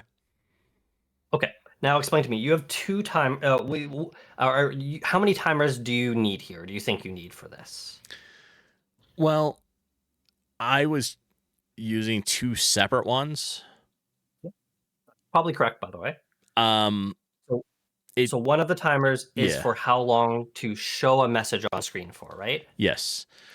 And then one of the timer is the cooldown. So The once the message is cooldown. no longer showing on screen, it should disappear, and then set a timer for, hey, and then it shouldn't show on screen again until that timer is empty, right? Right. The cooldown timer is empty, right? Okay, so let's And on maybe line I'm 22. I'm also starting it at 0, and maybe I should have a different number here to initialize it. And that maybe is it too. And this is why I think if using this alarm constructor is going to be nice, is because it works the way alarms work, but entirely through code. So you're already used to alarms. And the nice thing about it is you don't have to initialize like all these variables to make it work. Right. Everything is contained inside alarm, basically. So below line 21, let's make a few new lines to put our new stuff in there. Okay. So let's make a variable called let's call it shout out, and it shouldn't be, sorry, not a local var, and we need this permanently. Put a space between this so we know it's because it's going to be separate from the stuff above. You might not need all of that stuff above. Shout out chat show message timer. Okay. And then this will be equal to new alarm. All right. And it's going to be capital, because so the underscore alarm is built in. The capital alarm is a constructor. I always name all my constructors with the capital letters. Okay. And it takes a optional argument. That optional argument will be how long you want this thing to run for. So by default, I just have a duration of 1, because Okay. you can technically override it. You'll notice on line 3, go back to that real quick. Yep. When you start the alarm on line 3, you can actually pass in a custom override alarm on it, like a timer. Oh, okay. So the alarm itself can have a timer, and you don't need to, when you say start, you're just starting the alarm, the timer that the alarm has. But then you can override it again with start. So Gotcha. But yeah, let's jump back into the where we're using it. So how long do you want each message to show for? Well, the duration is currently set to 2 seconds. Okay, so it should show for 2 seconds. Let's put inside alarm to SEC there. Okay. Okay, and then Control D that line. Control D that line. And this will be show message chat show. This will be shout out chat cooldown timer.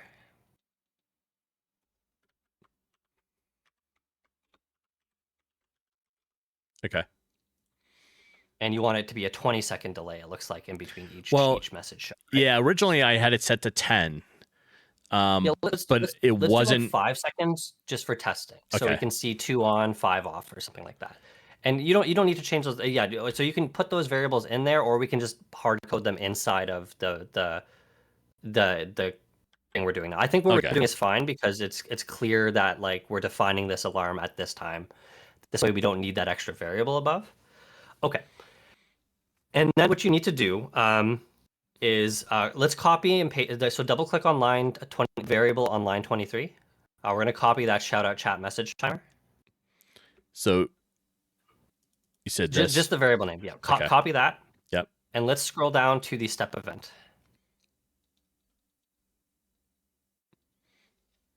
And very similar to FSM step at the top there, right below FSM step, I want you to do, so paste that in. All right. And then do dot update. Okay. Because if you think of it, it's very similar to, that was funny. Yeah, oh, that's weird. Okay. And then that's going to be a function call. Okay. So it's because your state machine needs to be updated every step, right? You have the state machine SM has internals to it that need to run every step, right? Right. So does my alarm system. Basically, it's going to be tracking and updating when it needs to, doing this stuff. So the other one also needs to be updated as well. So whatever the variable name, you can do shout out chat. I think it was just shout out chat cooldown timer. Yeah, it's right there at the top. Dot update. Now, just because we're updating it here does not mean the timer is doing anything yet. All this means is the system is running. Okay. And it starts paused, I believe. So nothing is running here. So let's scroll up to the top here. Very top here. Yeah. Okay. So we're gonna kind of make this work up here. And this is why I like this, is because we can do a lot of the stuff like kind of where we define everything all in one place. So when the timer of the showing the message is done, right, we should be starting the cooldown timer, right? Like whenever the first timer finishes, the second one should start, right? Yes. Okay, so what you're gonna do below line 23, we're gonna put a new dot. Put a new line, sorry, and then we're gonna put a dot there. Yep. And this is our favorite Fluent interface thing where we chain these functions. So you can do dot on done, on underscore done. Yep. And this takes a callback function. So you can put a empty function inside here.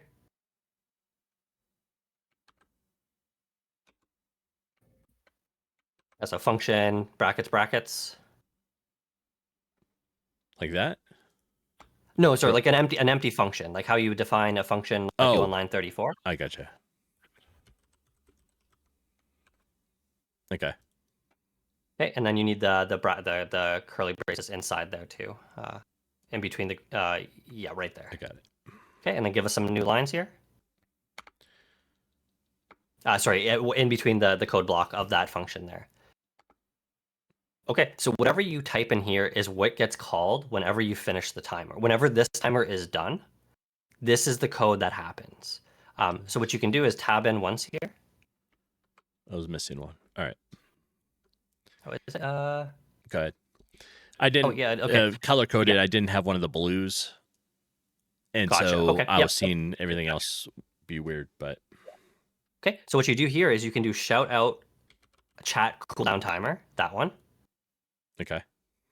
dot start. All right. Okay, and this is a function as well. Yep, perfect. Yep.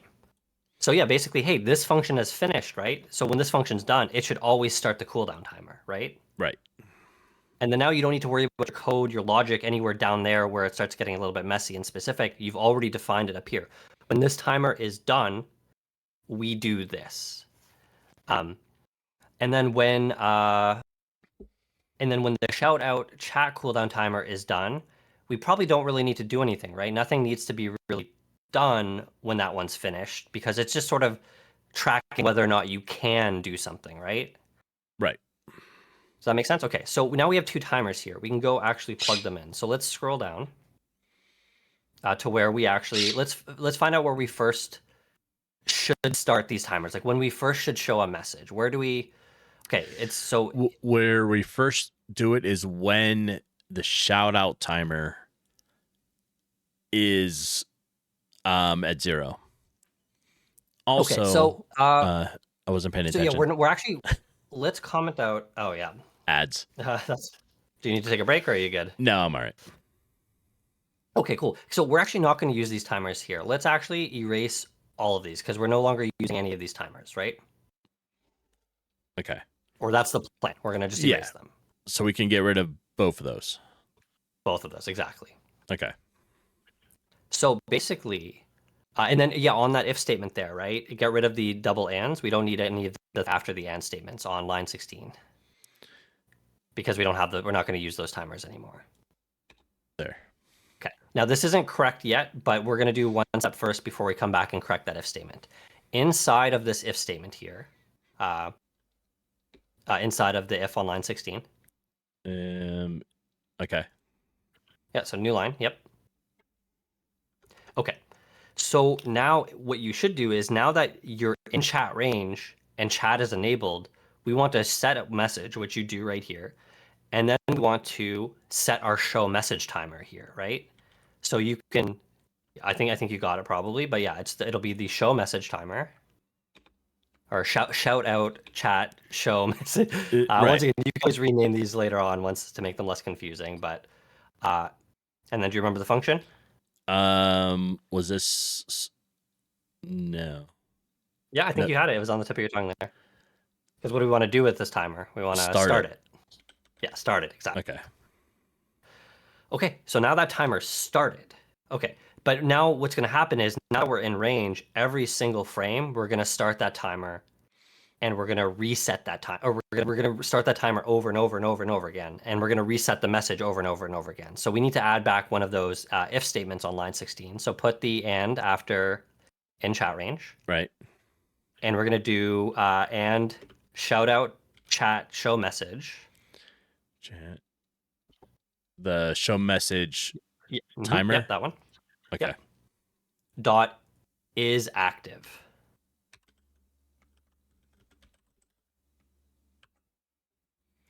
Okay. Now, we don't want to do this if it's active. We want to do it if it's not active. So let's flip that by putting exactly the not in front of it. So you see how we're not having to do these like checks of like, oh, if it's greater than this, or it's like, hey, is this active or not? So, hey, this is active, so we don't need to start this timer, right? Okay. So that'll start the timer. The next thing is we need to do another and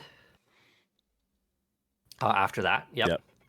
And we should do the same check for the other one too. And because we also shouldn't show it if there's a cooldown on it.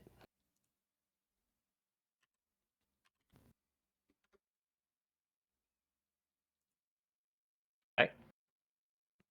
Wait, and is that right? So if in range and show message timer is not active and cooldown timer is not active.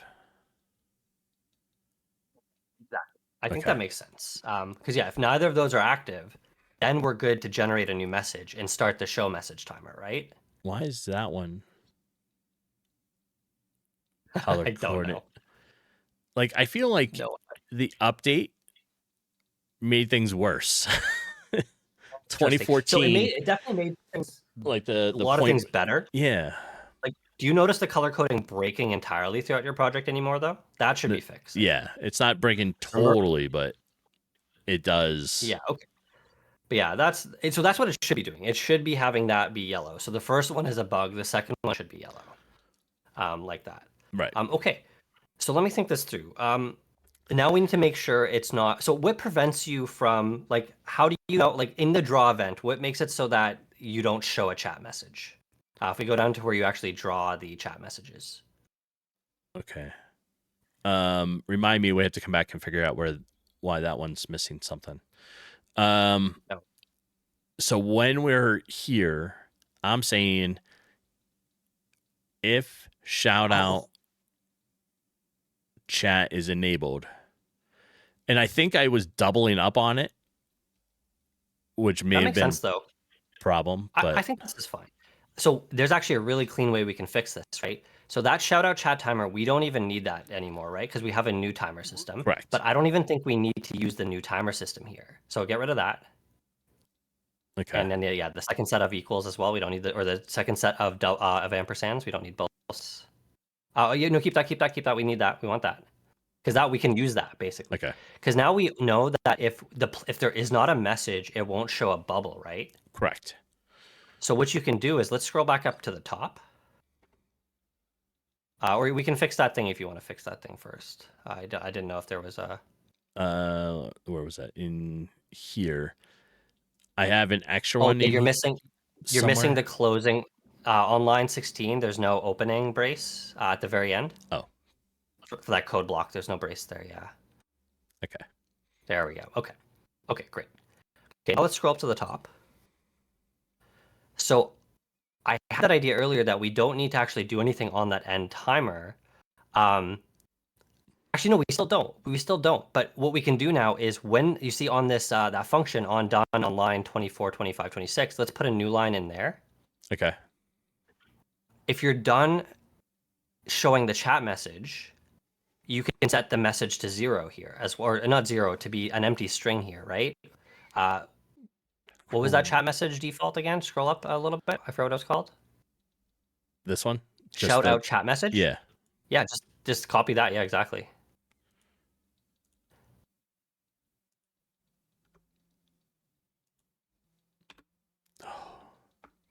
Annoying. Okay.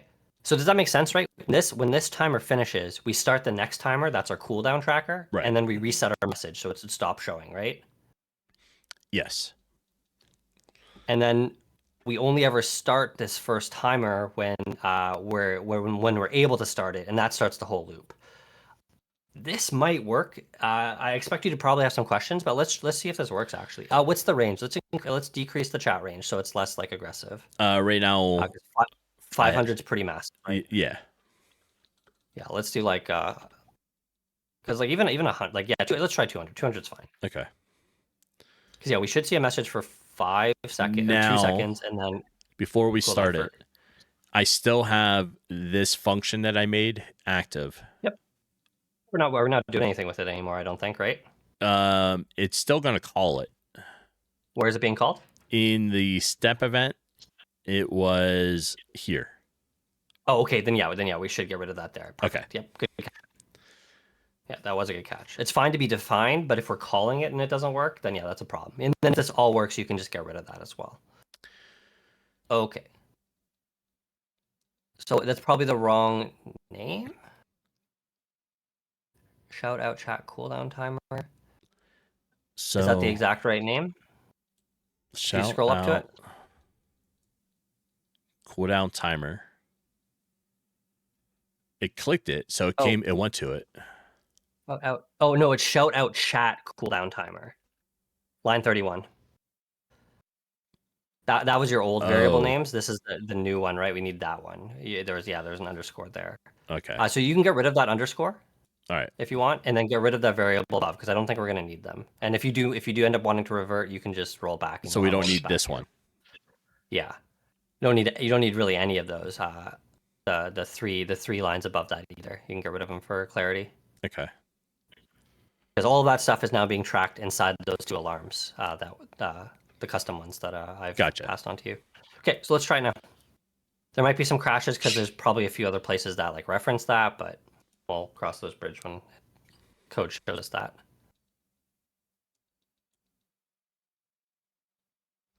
Okay, we put up all crash. Right, yeah. Okay, shout out chat range timer. Scroll the thing. What does it say? Not set before reading. So okay, it's calling one of the old ones. Yeah. Okay. Yep. That. Oh, because we renamed it, right? We got rid of that underscore between cooldown. Right near the end there. Yeah. Okay, that makes sense too. And then yeah, that should be good. Run it again.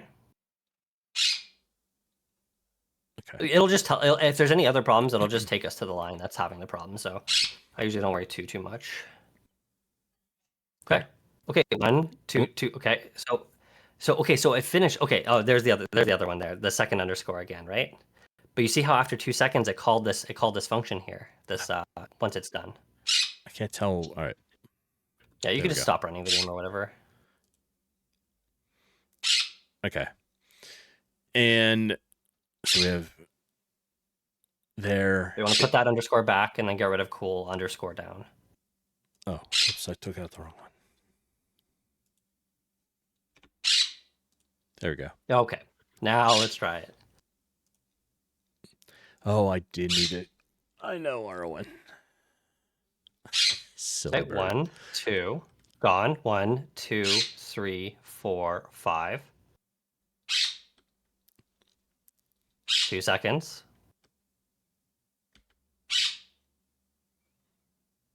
Okay, so it is showing for 2 seconds. It goes away for 5 seconds, comes back, shows for 2 seconds. So it is working. Perfect. Nice. Yeah, so it's a pretty simple setup, but it might be a little alien. So do you have any questions, or do you want to go through it again just to make sure we Let's understand go through it the flow of how again. that's working? Now that we have it set, because we were changing things a lot. Yeah, of course. Yeah, so let's go over it. Okay, so first we're doing on lines 19 and 27 is we're initializing 2 new timers, right? 2 new alarms, we'll call them. Right. Custom alarms. Now, once again, the reason why we're doing this, if you middle mouse click on alarm, Here. the word alarm. Yep. We can see what functionality those variables now have, right? They now have access to start, pause, reset, is active, is pause, get timer, Right. on update, on done. It has access to a lot of useful stuff that you can check, right? So if we go back into that, back into our code, Okay. the first thing we're doing, we're not really doing, like, we're not starting the alarm here. We're not doing any of that because we want to start it later. But what we are doing on line 20 is we're setting on done. And what that means is saying, hey, when this alarm is done, this is the function we want to call. So basically, that's normally when you would create an alarm event, like the actual alarm event that fires in GameMaker. Right. This is the equivalent of that. On done is what fires. It's the alarm event, basically. So whatever function you put inside here is the function that gets called once the alarm is finished. Okay. So once that alarm is finished, we start the next alarm, which is our cooldown, and we reset the text because now you don't want to show any text. So Correct. The alarm's done. Let's set the text to nothing, right? Does that make sense so far? Yes. Okay. Any questions about any of that? No, not on that. Okay.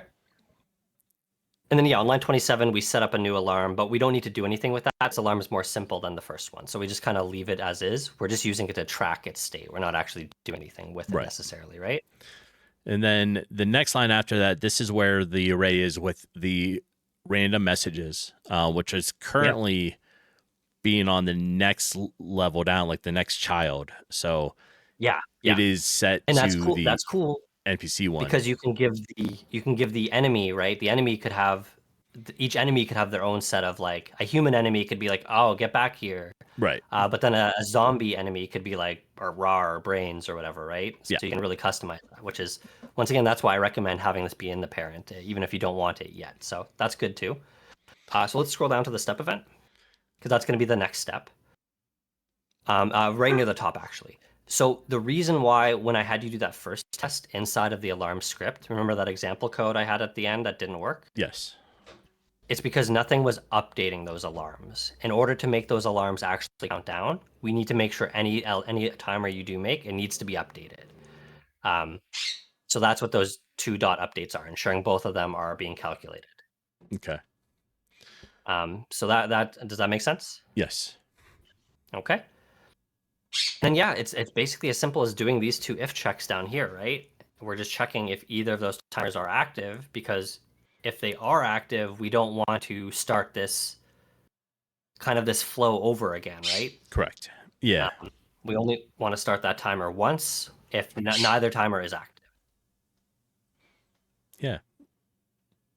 And it reads better because it's like you're not worried about, hey, greater than this number. Well, what number are we counting up? Are we counting down? What is 0? What's like what's the default? It's like, no, is this timer active? It was, I guess, the basic way to write it so that I could see it and try to get it and then get it to be more functional.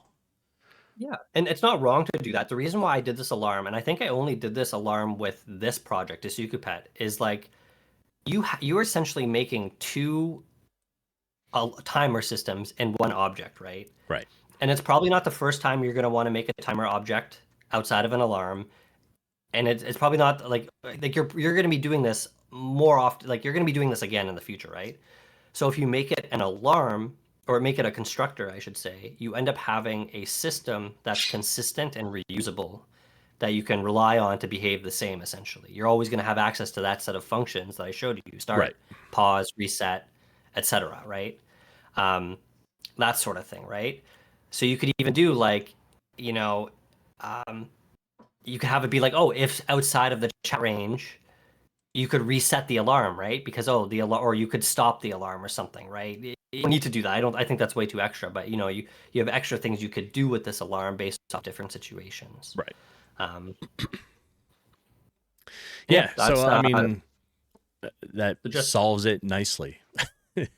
yeah, it reads more simple, right? And the only Correct. painful thing here that I don't love is that those two update lines. I wish there is sort of a way you can do it, but it's more complex to make it not need to have those two update lines. Yeah. But that's the cost basically at this point. Right. And I think that's fine. Um, So the function that I was originally writing, I don't need this one. There's no reason yeah, for that's me basically kind of to have it now. yeah. You shouldn't need it because what's replacing it is that on done function. When that one timer is finished, it starts the next timer, right? It's kind of Right. cascading on to the next thing. You could technically get complex, right? You could have the second timer start a third timer, and that third timer starts a loop, starts the first one, and you have this timer system looping on each other, right? Yeah. You can do all sorts of cool stuff like that. You just need to remember that on done is what happens when the timer is the function that gets called when it's finished, basically. Yep. And let me show you just one more thing as well, just to show you this. Put a above on done. We're going to put a new dot there. Above on done. Okay. Yep. Above it. Yep. A new line between. Yep. Dot on update. All right. Right. And this takes a callback function again. So type an empty function. And once again, callback just means a function that this alarm is going to hold on to later, and it'll call at the appropriate time. Okay. Okay. What's cool about this one is this one actually, when I call the update function inside alarm, I actually pass in the current time of the alarm into it. So what I want you to do to access that is inside the function parentheses, type underscore timer. Okay. Okay. And then do a show debug message inside here.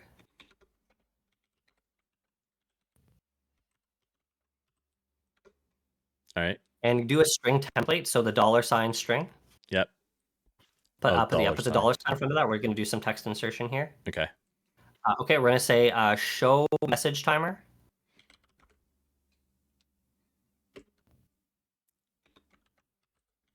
It doesn't need to be a variable or whatever. It's just so we know what this just say show message and then Okay. And then space, and then we're gonna do the curly brackets.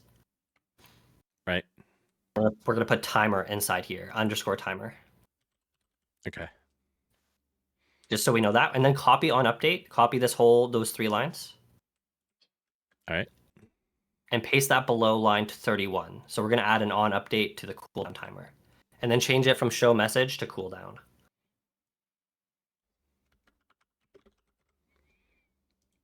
Okay, and then run it again, and we'll check the debug. Yeah, we'll check that as it's going.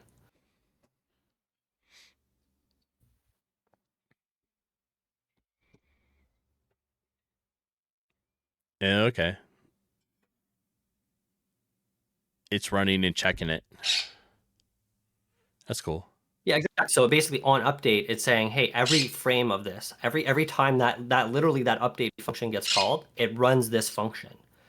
And when it calls that function, it passes in the current state of the timer, so you have access to that. And you can actually do some fun things with that. Like in Desukupet, I have a smoke bomb that has 2 effects. At one point, it plays a sound effect and then it plays like a screen flash, but they happen later. And I choose those things to happen based off of what the current cooldown is. It's a little more complicated, but I'm just giving you an example here of what you can do with that. So this could be good for like debug purposes if you just want to track, hey, what's happening every time. Right. It's Nice. or you can make an object move. You know, every frame of the update, make it do something in here, right? You know, all sorts of things you can do. But yeah, the main point is that this is consistent and reusable, and you don't have to make a custom janky timer every time and that sort of thing. Right. Yeah, that's cool. Yeah, this has been any questions? No, it's been pretty good trying to get it. I was trying to get a lot of baseline, like base setup for all the dialogues. Yeah. You know, like yesterday worked on all the quest stuff with the a NPC. So we started with the barkeep. And now I have the barks or the shout outs going. So Yeah, good. perfect. It's looking good. Honestly, the whole thing is coming together pretty quickly, which is cool. I am making a huge effort to put in a lot of time outside of the stream on this. Yeah, I think that's good. Between doing tutorials, like when you're doing the tutorials on stream and then the effort you're putting in off stream, it gives you it gives you that time to like learn on stream or do whatever on stream. And then because sometimes you do just need to like head down, focus, and just like dive into something, especially with a project like this. Yeah. With so many new things. There's lots of times in previous projects as well where I would only do this stuff on stream. And then by the time I got back to the next stream, it had been so long, I forgot why I did it. So now I'm trying to solidify it. So I'm like, okay, on stream, work on stuff or try to do something off stream. I'll try to go back over it a couple times and solidify it a little more. Yeah, I like that. I like that approach because like I know everybody's different. Some people are like, oh, I need to stream so I focus and get work done. And for me, it's the opposite. I'm going to streaming expecting to be yapping. Like I'm not expecting to have like heads down focus. It's not going to be the best work I do on stream usually. Yeah, and I do a hybrid, of it where I'm focusing on trying to fix stuff, but at the same time, I have streamer brain all the time, so I'm like, eh. Right, it's gonna, it's unavoidable. It's hard. It's hard. Yeah. But I think it's turned out well so far. Yeah, I'm noticing too, especially like today, like and even the past couple streams, like an air of familiarity, I guess. Like it was cool to come back and see you have like not just like chat did you follow a tutorial to do the chat selecting the different text options and going to different things? So that came off of I just kept let me find it. I couldn't get it to follow this method here with the dialogues. I ended up reverting back to the original that I was doing here because I knew it worked. Yeah, that's fair. And so that's what I stuck with for them. Yep.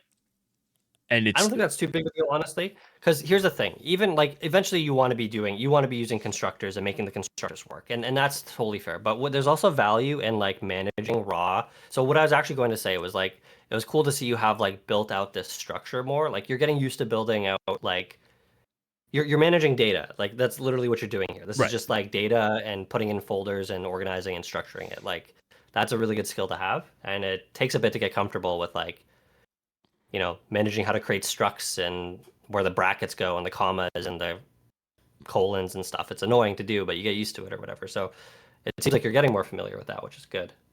Yep. And then the parenting and stuff too, and even some of the other stuff. Anyway, you just seem like you're definitely this project. I think is definitely cementing some skills, which is cool. Yeah, I think so. I'm pulling things from other ones that I've done, and understanding, I guess, the data structure of this a little better. Coming up with the new data structures, not so much. But once I get the data structure working, then I can do all the rest of the stuff. I just have to get something working. I don't know if I've sent it to you before. Let me grab it real quick. I started like a little like I'm not really doing anything with it. Yeah, but I have started like a little tutorial section on my GitHub, Oh, and okay. I have one.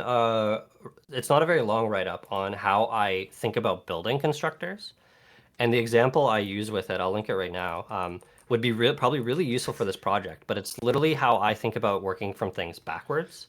Right. So I decide like, so okay, let me give you the example of the alarm, right? Let's go back over to my alarm code, the actual script. Yep. Press Control M. I don't know if Control M is the right hotkey or if it's. Damn, I think I remapped it to Control M because that's what it used to be. Okay. Minimize everything like start, pause, all this stuff here, right? Oh, all these? Okay. Yeah, like just the top level of each of these functions. Is there a quick one for tooling? There Like it's is, called but like a it used to be. tree. Yeah, it used to be called it's a hotkey that I have now bound to Control M. It used to be Control M and then they changed it, so I rebound it back. You'll have to check the files to know what it is I gotcha. built in.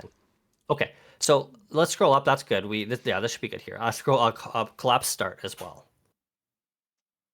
Okay. Yeah. So the way I think about these, and this is what I'll send you the tutorial too, is when I start these, I think, okay, I've built timers over and over again manually many times. You've done it today. You had an object with 2 custom timers built into it, essentially. So I think about it. Okay, I know I need a constructor to make this reusable. What do I expect this to be able to do? Well, I expect to be able to start a timer, pause, resume, reset, check if the thing's active, check if it's paused, get timer. I basically I map out what do I expect to be able to do with this thing, and I just write empty functions, literally as it is right now with no code in it. I pretend there's no code inside any of this stuff, right? I just write out the empty functions, right? Right. Once I have the empty functions out, I now have essentially a structure for like, okay, I know what this thing needs to do.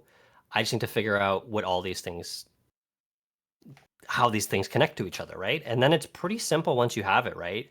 Like, let's open up is paused, for example, right? That's probably going to be a really simple one.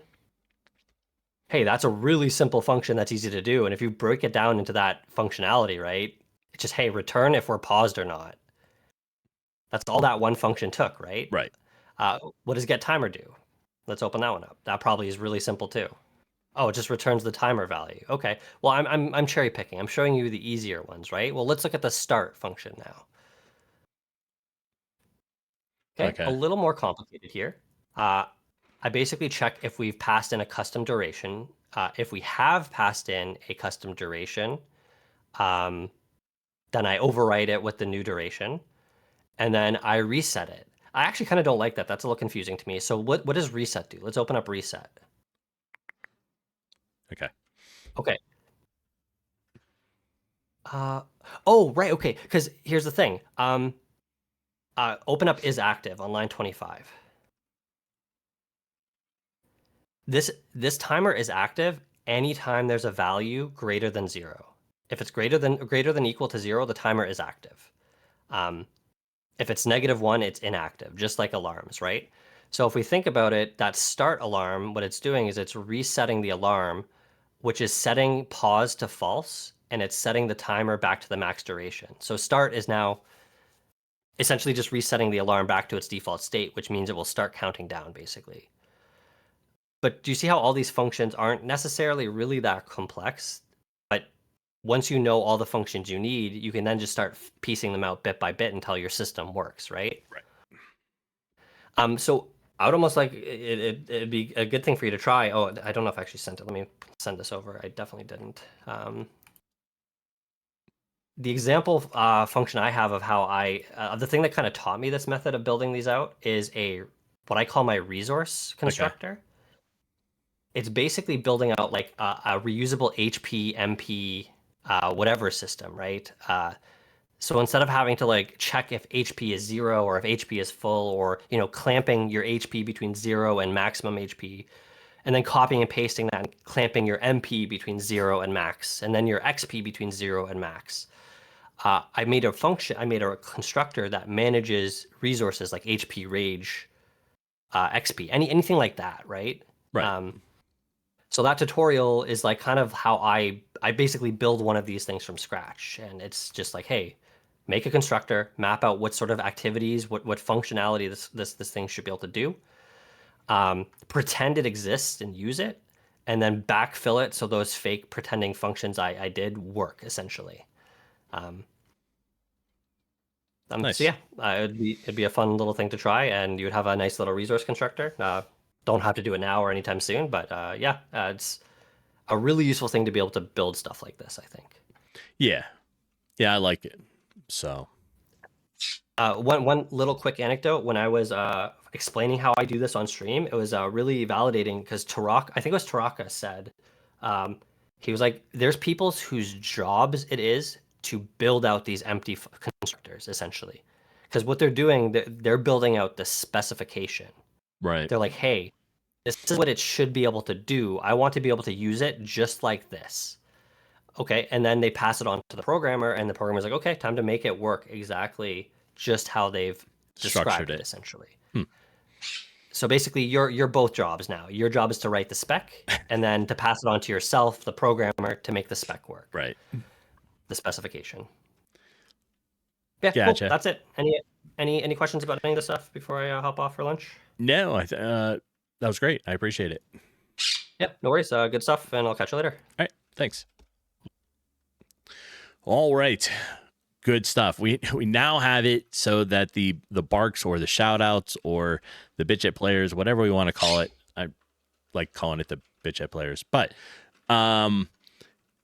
it's working, right? So now when we run the game, the NPC will have a random message and it will pop up as soon as OBS decides to see the game. There it is. Right. So little random message comes up, shows for about 2 seconds, goes away, disappears for about 5 seconds, and we're good. So to catch up on chat, Kelvar, soon you'll be ready to publish and then retire. Yes. That is everybody's goal, right? Retire and just make games for the rest of your life. That's all. Of course, I mean, it would be somewhere fancy, an island, zombie proofed.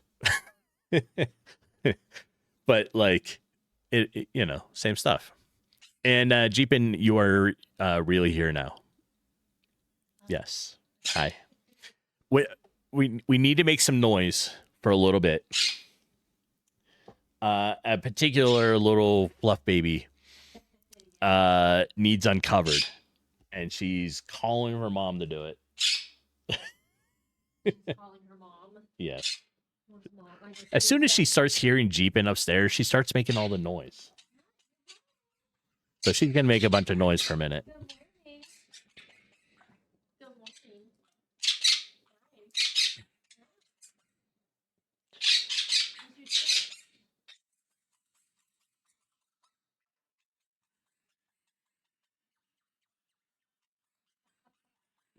morning. I don't know if you can hear.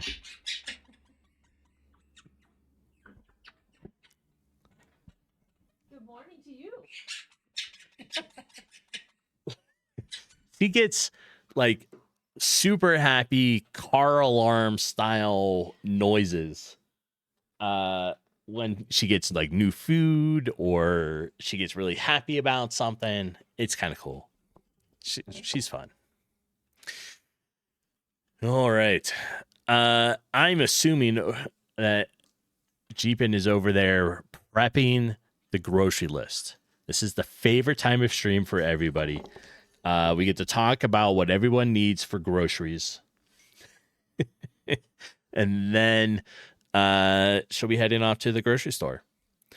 Why? Because not only do we do food prepping for the week, but Jeepin has a cooking stream at 4 p.m. Mountain Time. So in about 6.5 hours from now,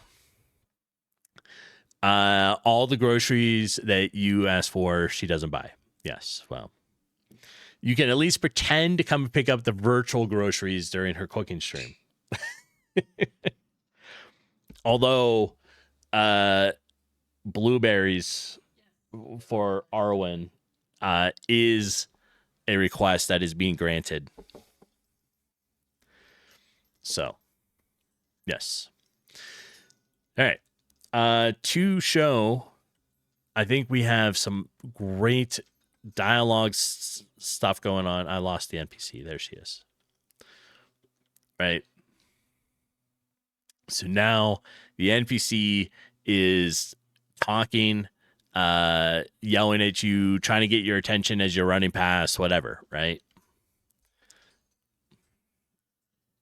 And you are being weird all morning. Come here.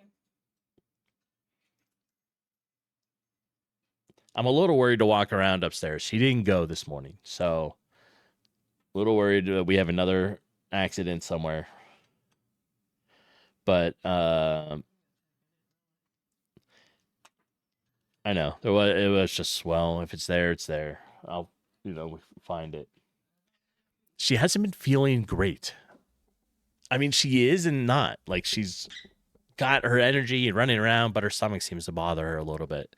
So she did have an accident the other night, and then nothing else. And but she didn't go this morning, so at least not like the big one. All right. I think we need to work on some teleportation stuff. Yeah, she just didn't have it in her, I guess. All right.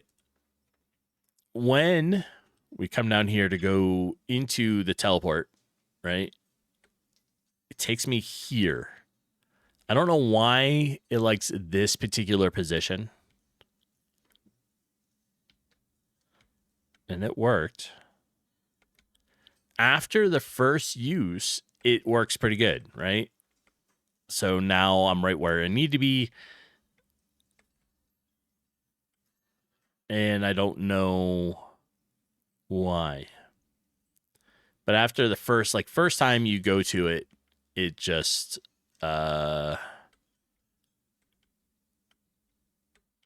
works weird, right?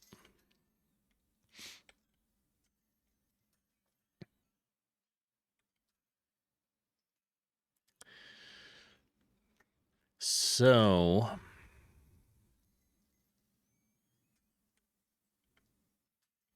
yeah, I just don't know. I don't know why it does it.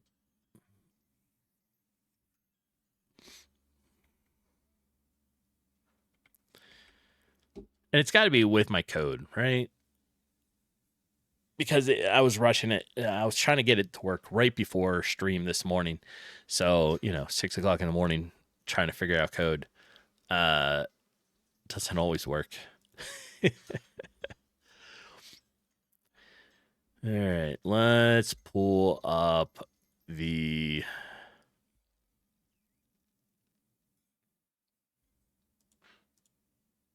teleporters. Let's try to remember where they are. They're prompts.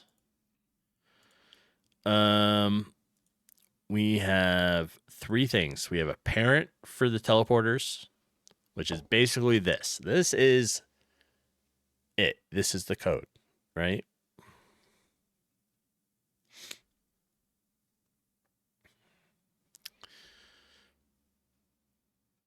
But the first time you go through, none of it matches properly. So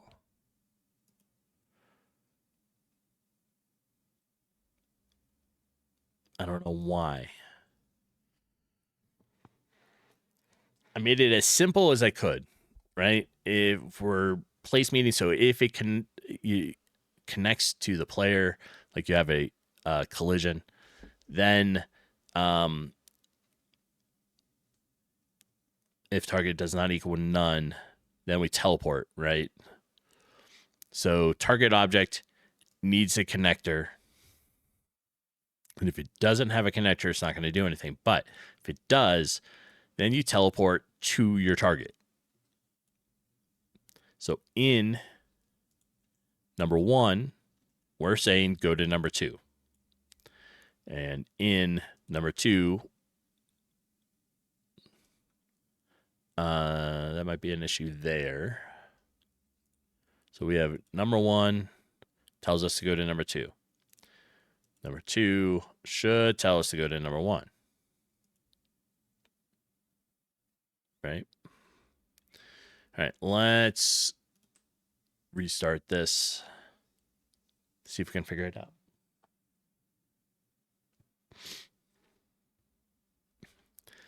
All right, come here. Teleport. Now, see, it puts me up here. And I don't know why. This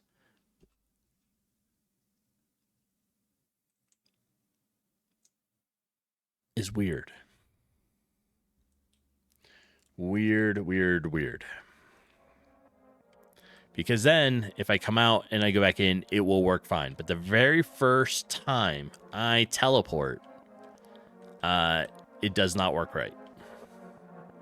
It will put me like here, not on top of the object.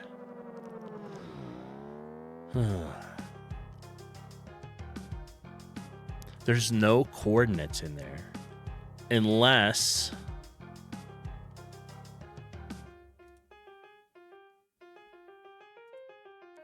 this.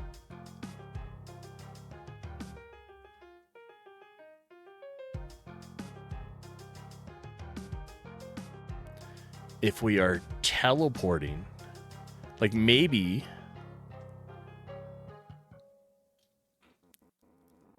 it seems to think if we take the 2 rooms, right?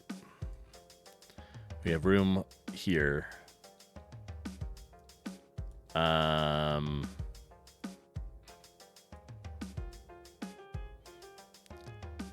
me open up the interior.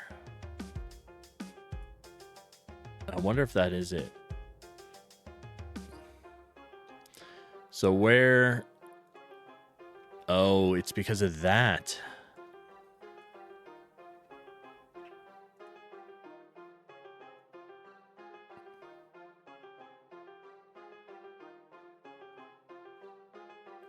It's because I'm having the player technically start here.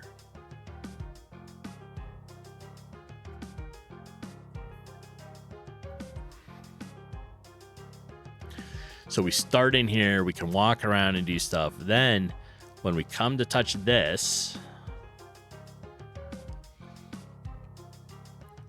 it will teleport us here.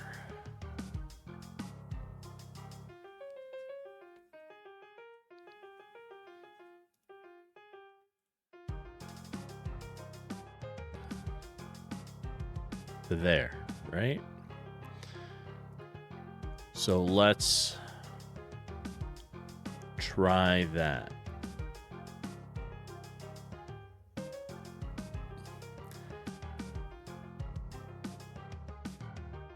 Okay, hold on. Graphics, welcome in. How you doing? It is using the previous coordinates every time because you have no number set.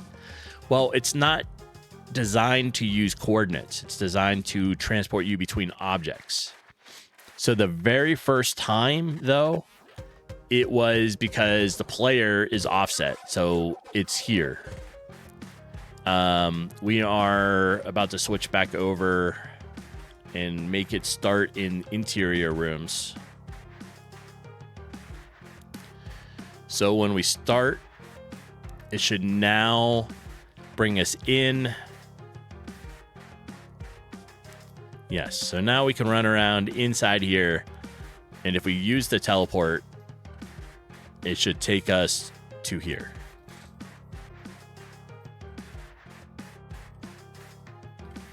Yeah. So there was a couple things. It's designed to use objects, not coordinates. But it's also, I had in a pre-existing object of the player in the wrong place. So when the first time it got used, it would go here, wherever this was, right?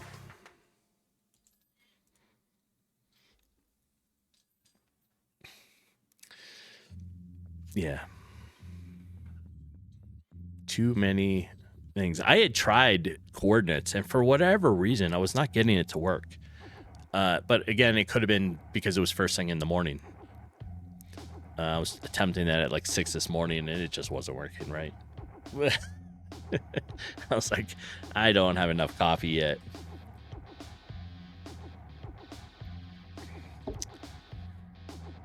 And welcome. And like, how are you doing? It's nice to see you in my chat.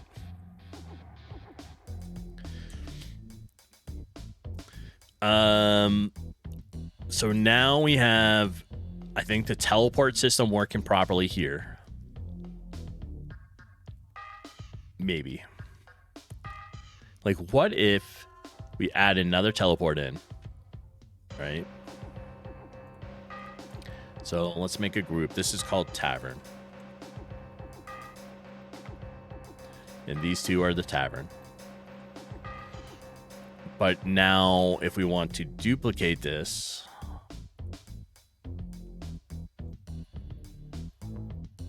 take the duplicated ones, put those up there.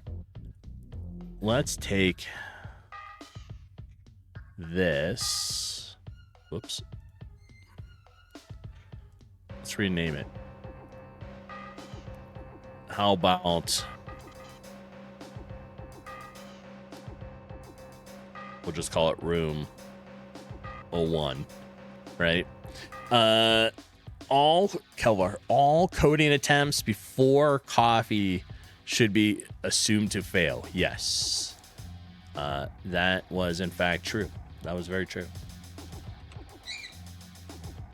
Arwen agrees, and she said that was true.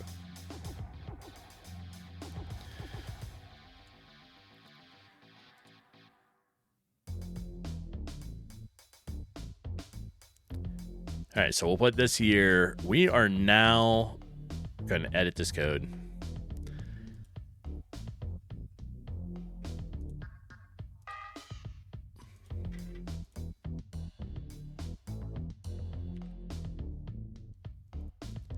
And this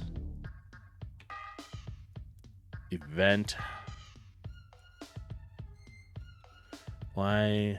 All right, we're going to copy this, take this out. Delete this real quick.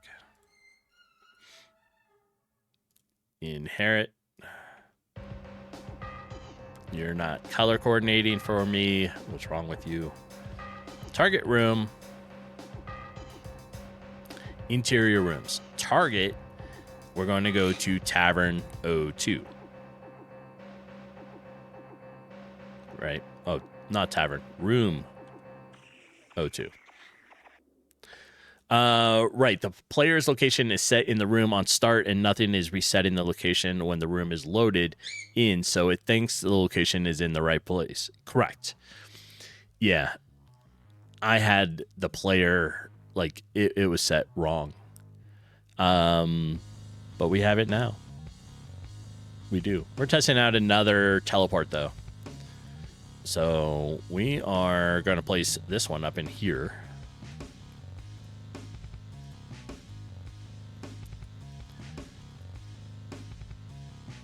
Right. So now we need this code. Target room is not, this is going to world map, and it's going to room 01. There. So those two should be good. Should. We're going to try it.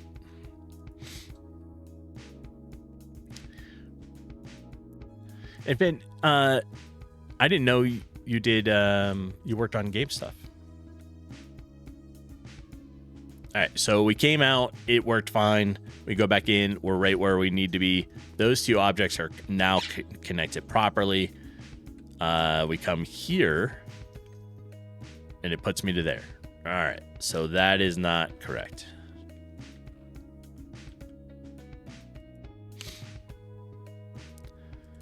Why? We put, make sure I put the right ones in the right place. This is room 1. That is this. interior rooms, where we're going, which object it should be connected to.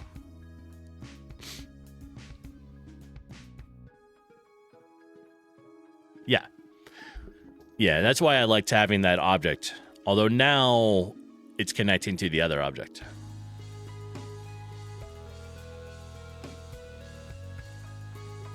They should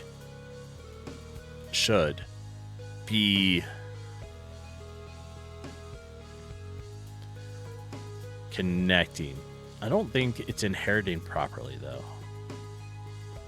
I mean, it says it.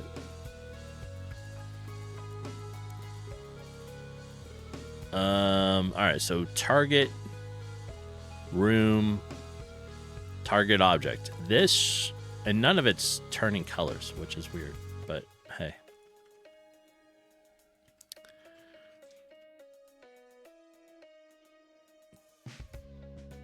So maybe it's not seeing it properly.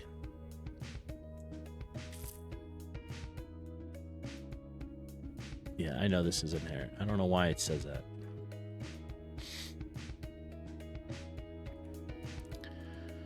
All right.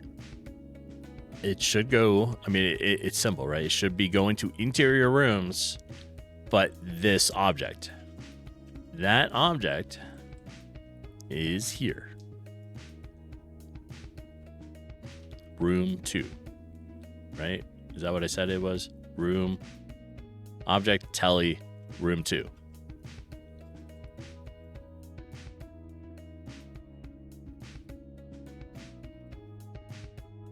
Room 1. It knows that is correct.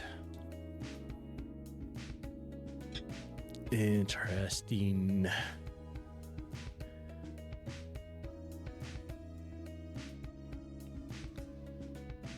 Okay.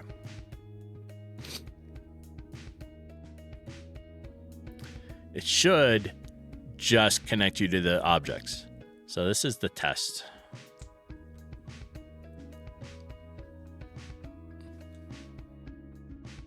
We'll start in the pub. We are here. We're going to go out the door to the teleport. That should take us outside the building that is currently the pub. And that is correct. Come through. Our NPC yells at you, says, come closer or whatever. Bunch of whole lines, right? Now I want to go into this building. So if I hit the teleport, it should take me to that other room. It is not. It takes me back to this one.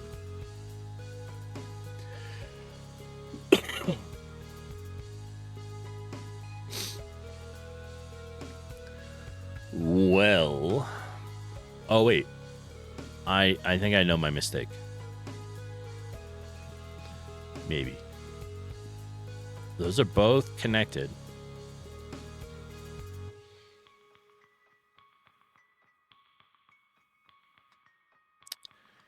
Well, let's just delete them. Make some new ones, right?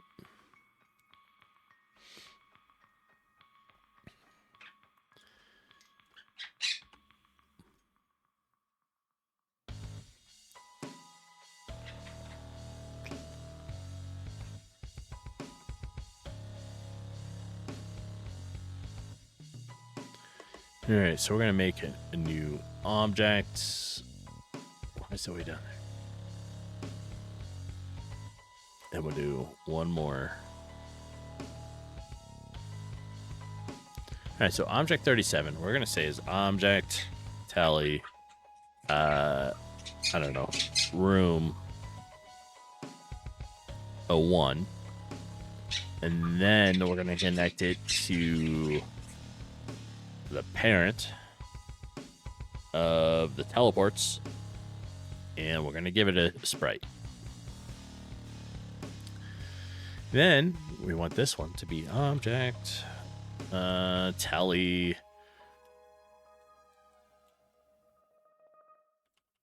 room O2. Give it a sprite. Give it a parent. There. Now, I'm going to take this, and we're going to tell it to inherit. Then we're going to do this. Here, we want object 1 to go to room, interior, and we're going to tell it to go to object tally room 2. Right?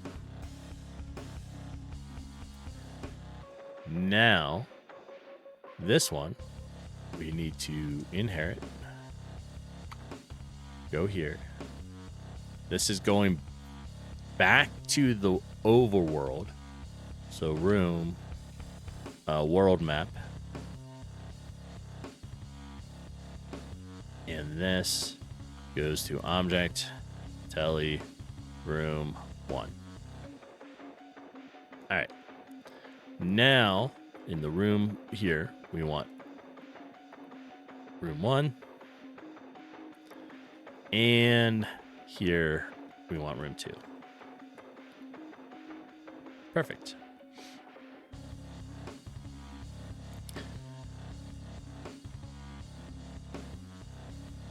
Let's start and see if it works. All right, we're in our little tavern. We'll go through the door, come out at the bottom of the current tavern building, run up here because we want to go check out this one. And if we touch this, it should take us to that second room. And it does not.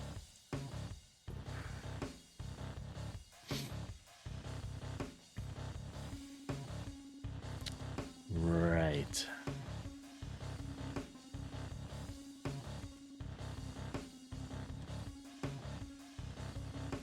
Now they are all weirdly linked.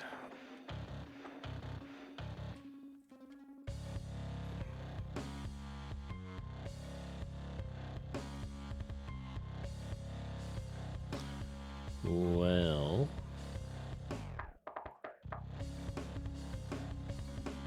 I'll have to think about how we're going to try to solve that.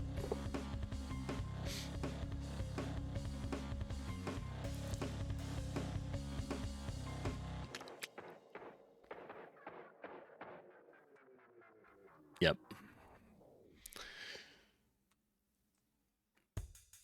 Oh, Jeepin. Hi. Do we need anything from me on decisions on stuff that, like, I want to try to eat for the week or anything? We talked about it last night. Yeah. I'm just going to do the protein shake for breakfast. Chicken and veggies. Yeah, chicken, veggies. Combination of stuff I might need a little bit of rice. I don't know how many we have, like what we have in there. Huh? Okay.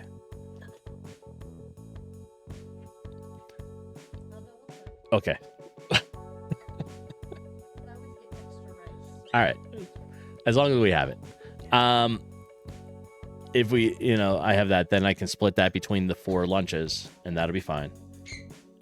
And then with the stuff you're cooking today, we'll have a mix of that. Plus, I think you were talking about some other stuff later in the week. That should be fine.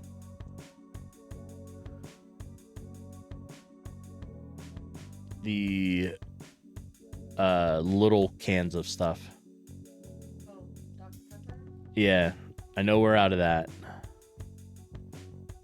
Because we both like that.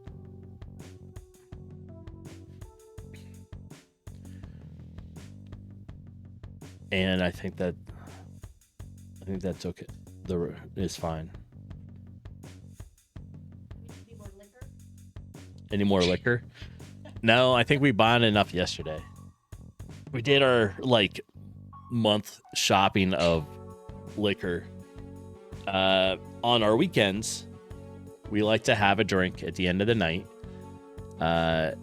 Usually it's just one liquor, then so one drink. I have a cigar. We just hang out on the balcony. Yeah, that's how we end our nights on the weekend, right? Ads have gone off. I should have said it, but hey, you know, we're in ads.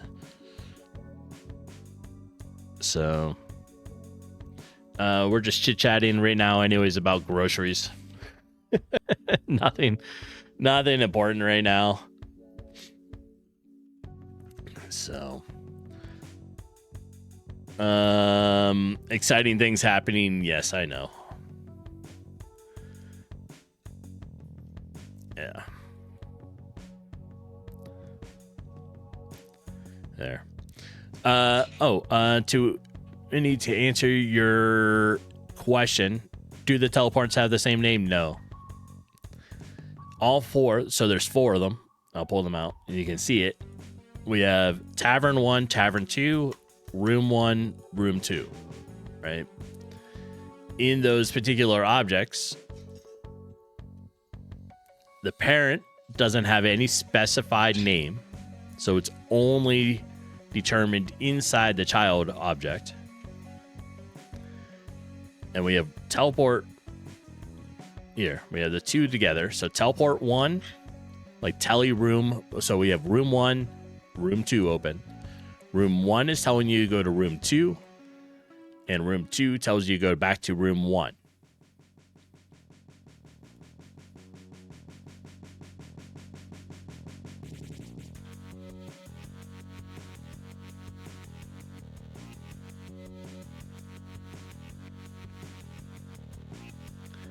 Then teleport 1 for tavern. So we have tavern 1. It's telling you to go to tavern 2. And tavern 2 tells you to go to tavern 1. I think I might know what is occurring. And it's because I'm specifying in the player. Is it the player? No, it's system game. So DB read room global here. And I wonder if it's saving it. Oh.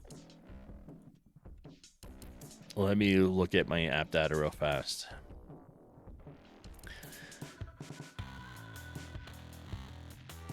Oh, app data, local.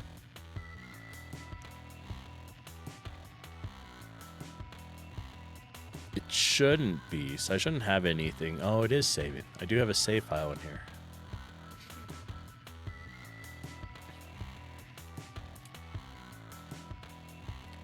So I wonder if that's overriding where it needs to be, right?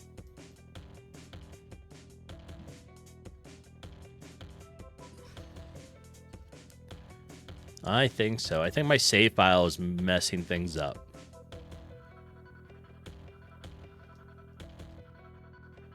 All right. Well, I'll have to think about that for a little while. Because it is. I think it's just messing up when it loads the new room, it reads my save file and places me where the save file is, which is why it would put me in the other building.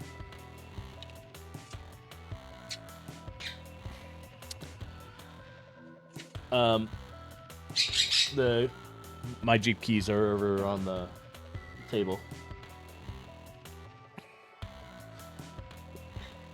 And then when you get back, I'll help with bringing stuff in, but then I need to work on the Jeep.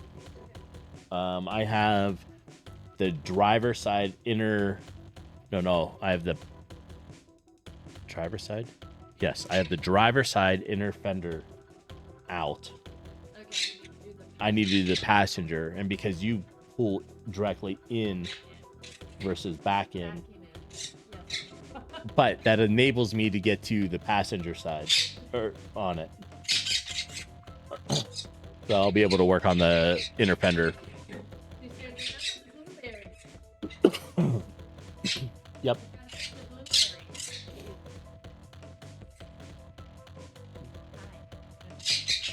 The blueberries. Okay. All right. Anyways, back to this. I'm pretty sure this is what's causing my problems.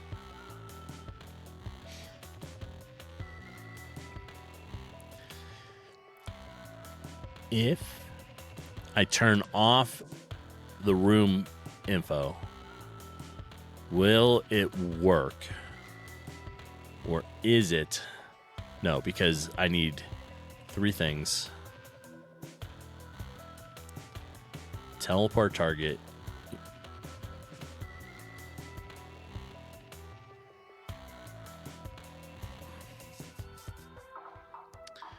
All right, let's think about this. In here, not there. In here, teleport target equals target. I think I'm overriding myself.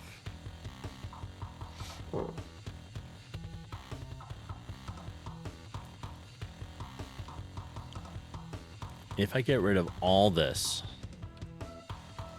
will it start without it?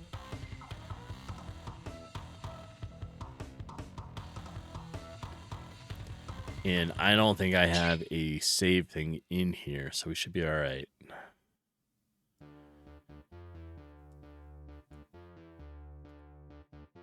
Game manager, there. Only game manager. Oh, that's camera. All right, so let's try starting it without loading the save system. If it will work. It may not. It won't. No error to it, but it's not going to load it.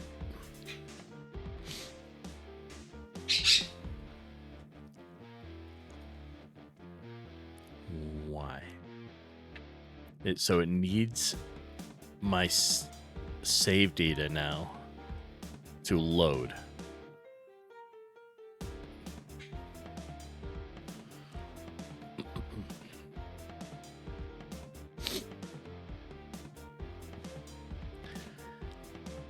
All right, let's think about this. It needs save data to be turned on. Or, like, if we delete this, let me find my file.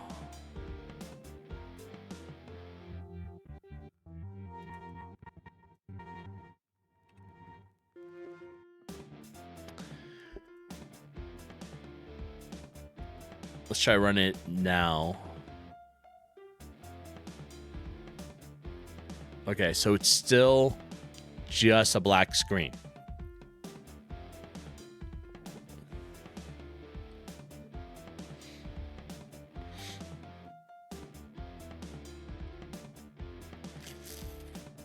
But if I turn that back on, it'll work fine.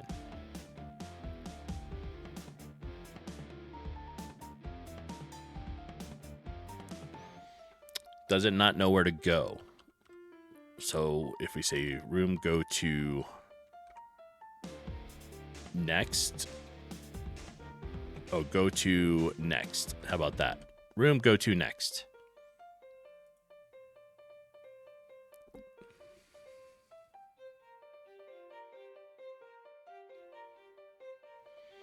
Well, this is, I mean, like, I don't know. My save doesn't work either very well, so this is rewriting it. This is overriding my teleports.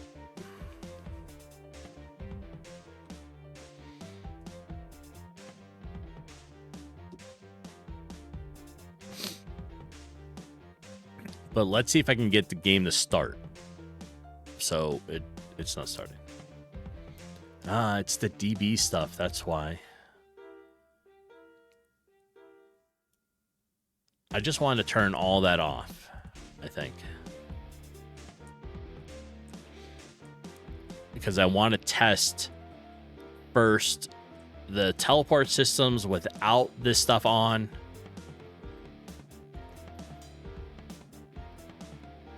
Then we'll test it and try to fix the code. Okay, so we ended up here.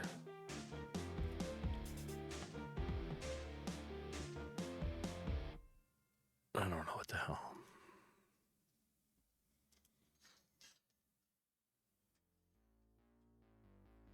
Let's just go to room, go to room, interior, right?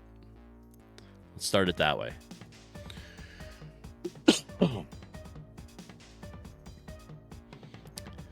If we come out, it'll take us here. If we go back in, it takes us here. If we run up to the other teleport, I bet it's going to take us back to there. Because that's where the player is.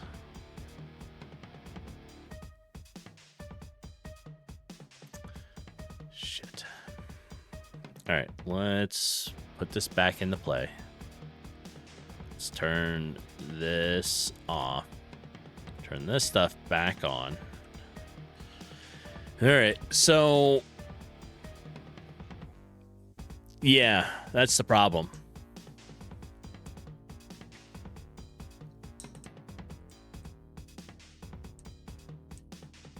This is in the game manager. So as soon as every time you run the room,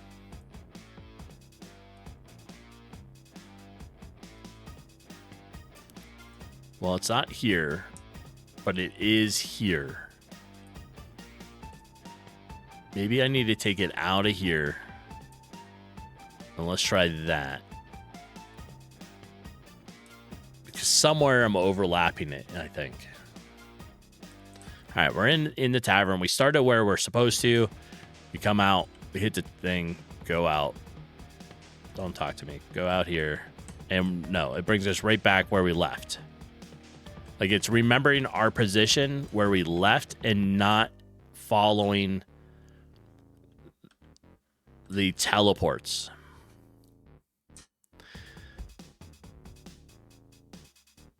Yeah, I mean, it's supposed to go to the objects.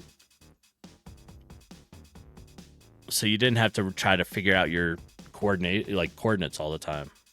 But, I mean, we can try it.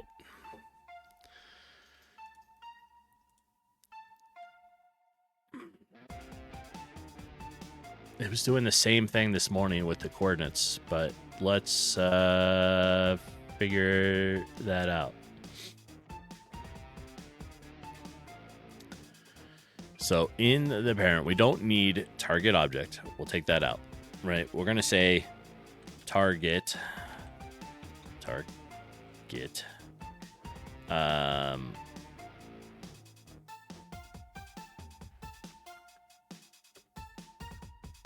Is it target X?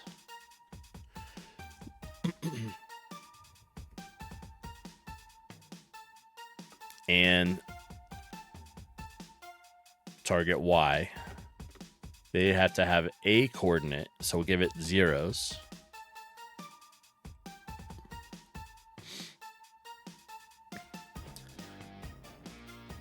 Let's take this out. All right, if place meeting here.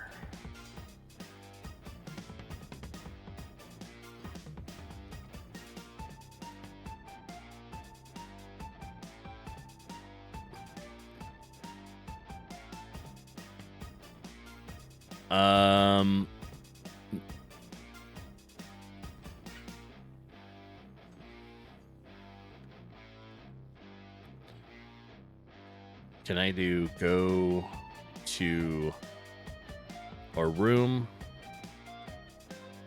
Go to.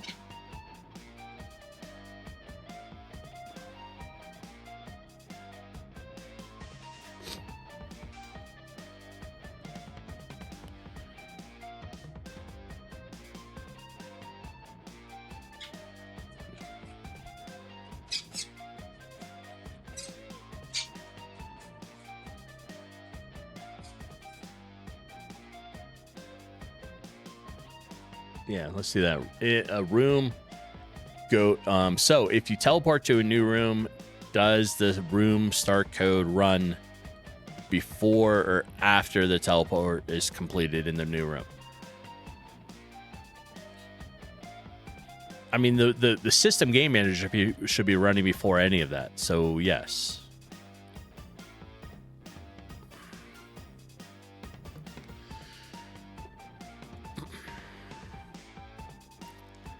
You know, and I have game start here, but we don't have anything in it. It's all this. So the problem is the save system. But we're going to ignore the save system and try to work on the teleporters for a little bit.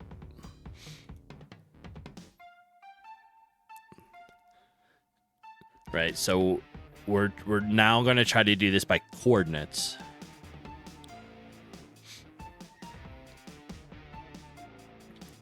Player.x equals target underscore x. And we'll do player.y equals target underscore y.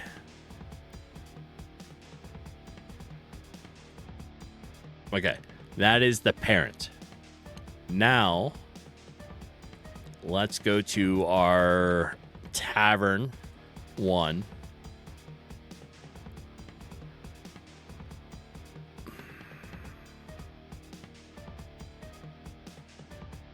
All right, let's just... It doesn't matter if that's there. We need to add this.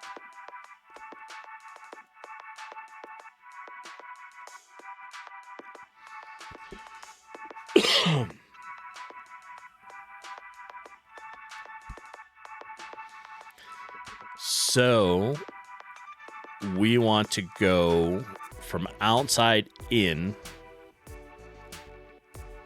We need now figure out coordinates.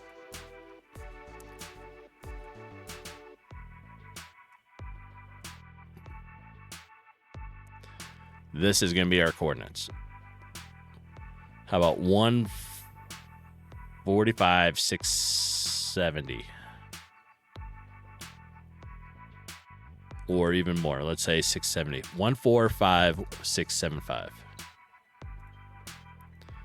So we're going to say 145, 675, right?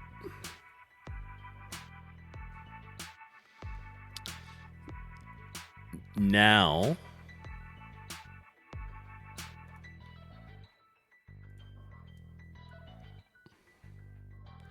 this should, let's get rid of it.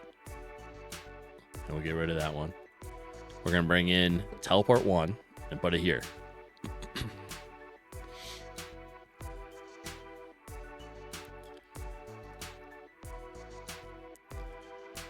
If we are coming back in, we should teleport to here. 300, 1007. Oh, wait. Now I need to do this.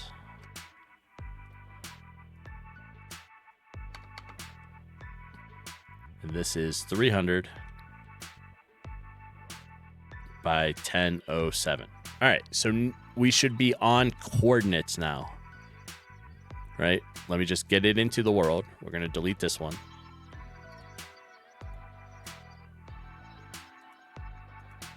Maybe.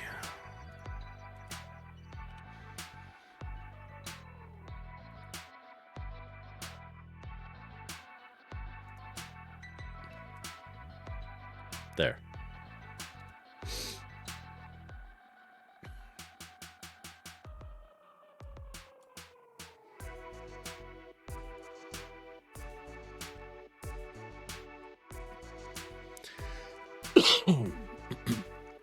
Those two should now tell you where you're going.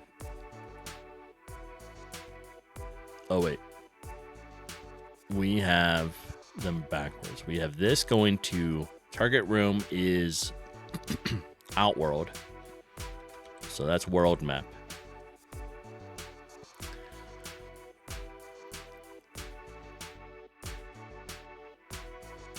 And this is interior room. Okay, so we should start the game in here, up here. When we hit this teleport, it should now take us to this location. And then if we hit this teleport, it should take us to this location at the door. Let's start it.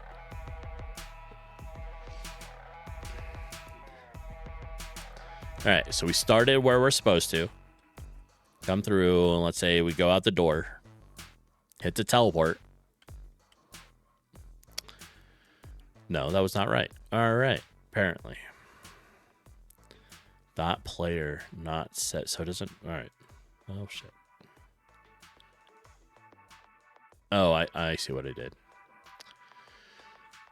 Okay.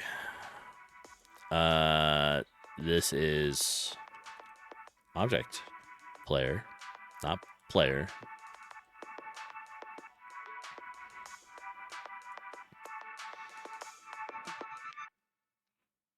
Okay, now let's try it.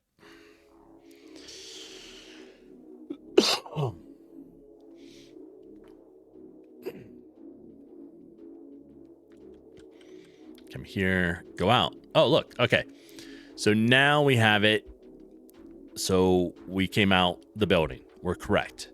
Let's go back in. What the hell? That's not the coordinates I gave you. Why are you way up in the middle of nowhere? You're going to fall into the void, you silly thing.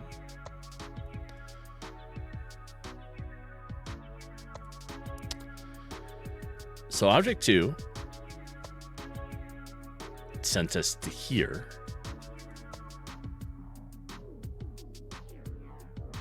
But there was way up here. And that is not anywhere close to where it needs to be.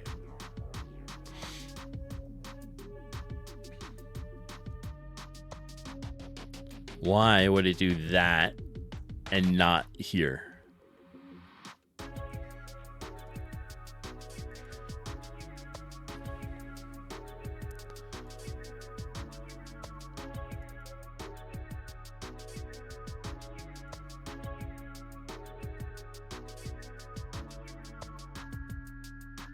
Yeah, why is it not seeing this?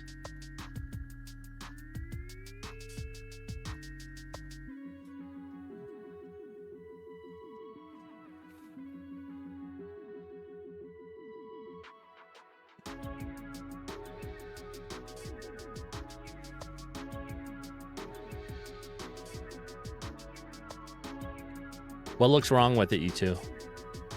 Or anybody else hanging out?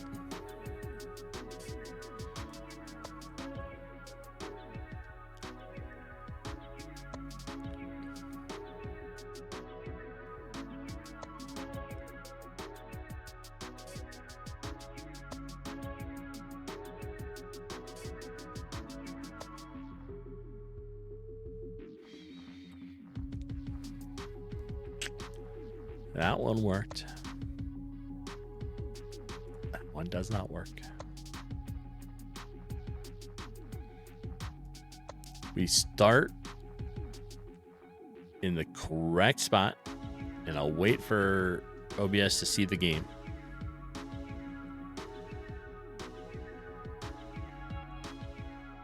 There.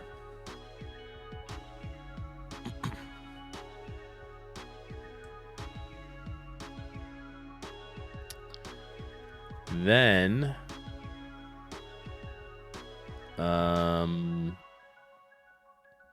we leave.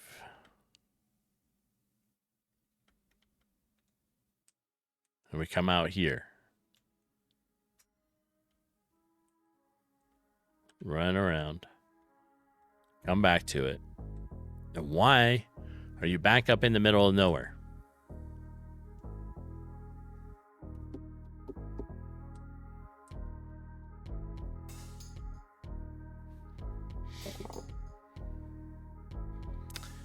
What is wrong with you?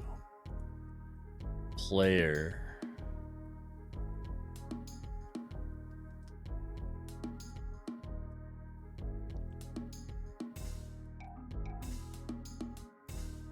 System.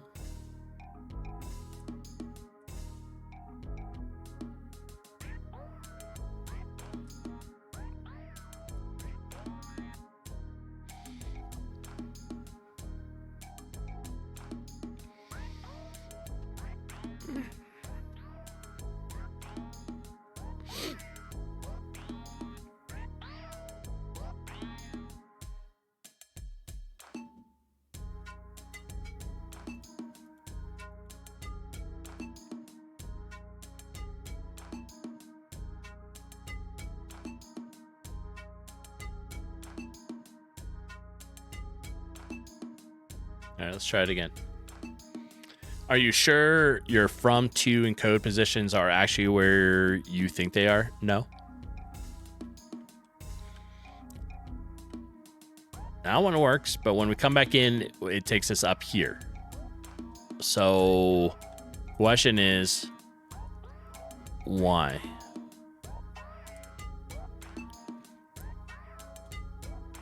This is where I'm trying to tell it to go.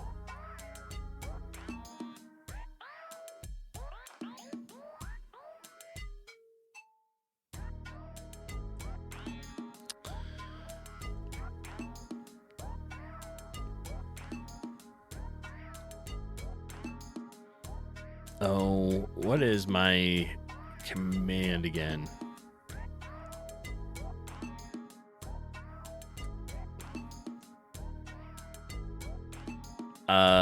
What is it? Game window?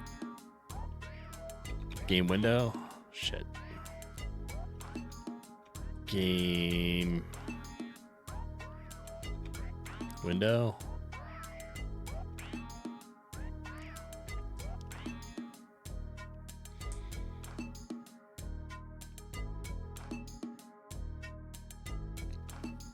All right, let's try to debug this out. I need what? A message.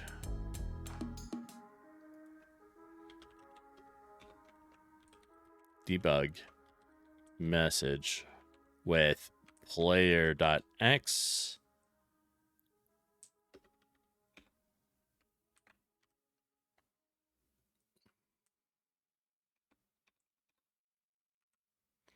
And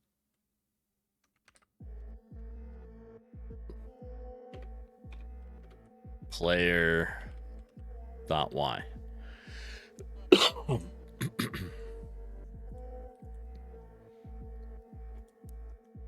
keep saying that. I have to do object. Or should I just be able to do X? I'm in the player. All right, let's see if we can get some debug info going here. And then we'll figure it out.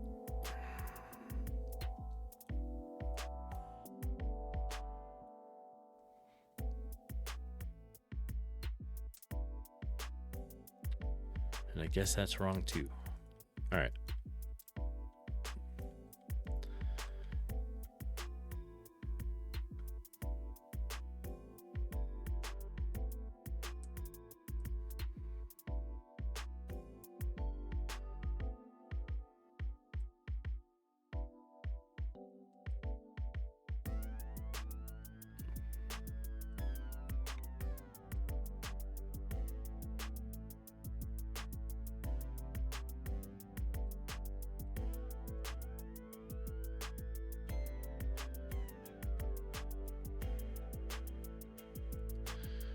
Well, fuck.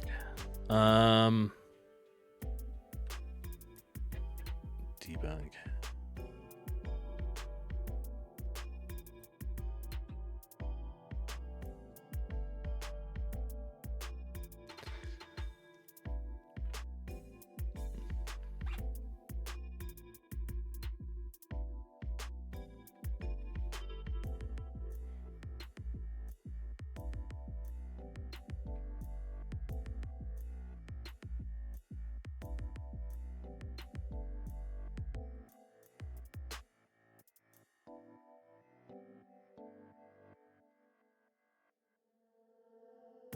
All right.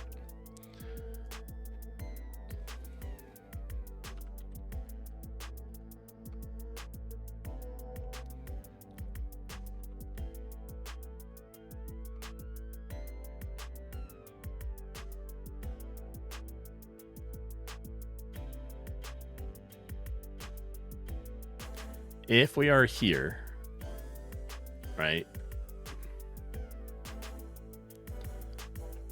It's the 513 mark.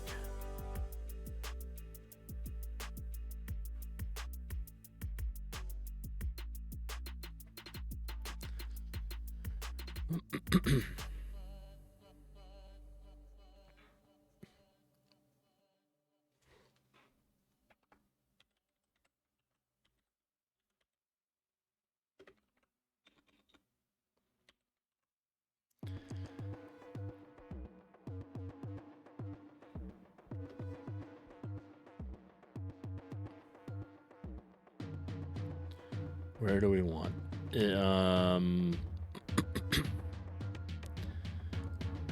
What is it? X, Y in a string. So I want the string to be the X and Y.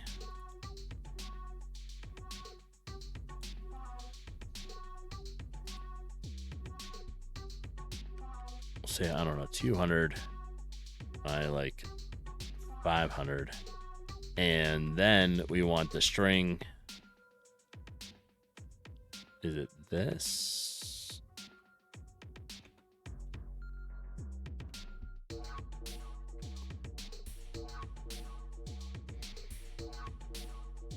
Shit. I don't know what it is anymore. All right.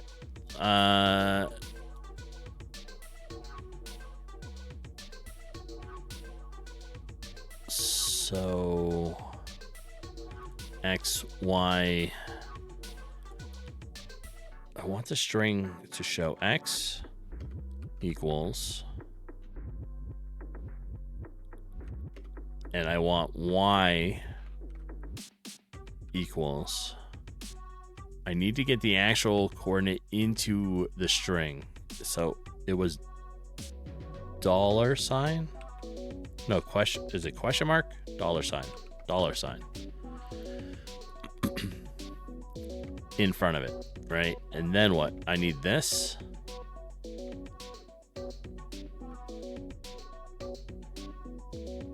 X. Like that. And we do it again over here. And we say Y. If we start the game,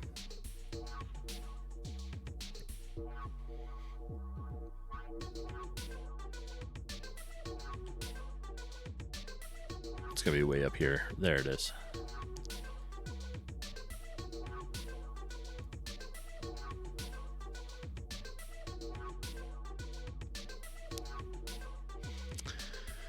Well, that doesn't help. Okay.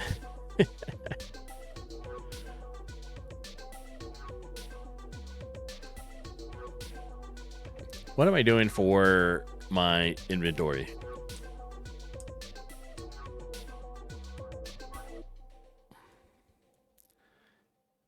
I'm drawing it at GUI.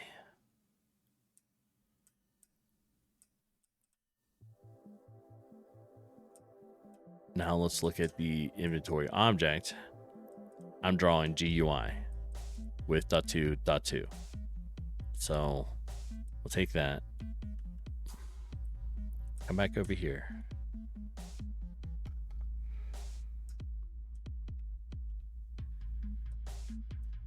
Let's do this. So we're going to say here, and we'll put it in the middle of our GUI. And that should work for that. Should it be in Draw GUI? I don't think it matters. It's not going to be over, like...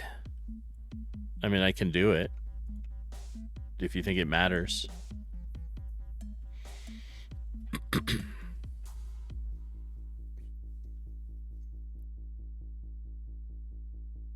Okay. That's my coordinates, right? Now, that's all I was trying to do, was get my coordinates to be where in the middle of the screen anyways. Teleport 1 should take us to 145 by 65. Just a guess. I mean, it shouldn't matter because unless it goes behind an object, I guess. Yes. Right. This drawing it into GUI, yes, does keep it on the very top layer. You are correct. So, I mean, it is important. If we come through here, touch the teleport, we are at 144,691, which is not this, but it's close. And if we go back in,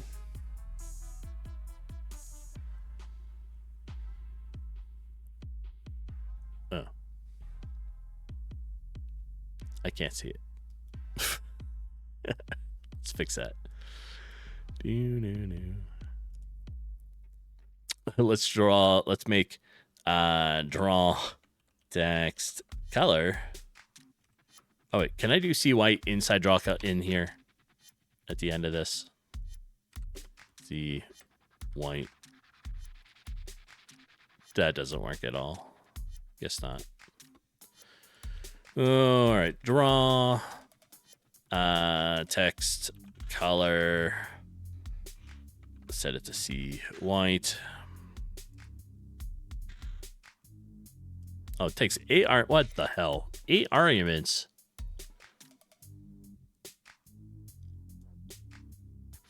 I don't like you. Where the hell's my color? Draw. NPC. What the hell am I doing for color? Draw, set, color. Set, color. You probably said that. I wasn't looking. Set, color. See white. All right. Hello there. Hello. Who said hello? Term. Welcome in, Term. Just a guess. Yes. You're here to encourage. Why, thanks. In Unity, you set up a canvas, add a text box, position it. Yeah, different process. We have it there. I just have to get the right color to it. So this is fine. Let's run it.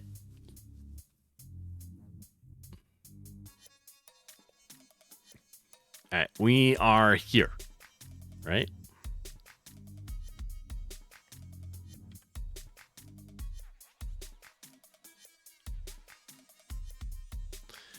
It is now showing us 144,691. If we go back in, we need to be at 300 by 1007. We are not. We are at 145,666. Why? That's not matching this code at all.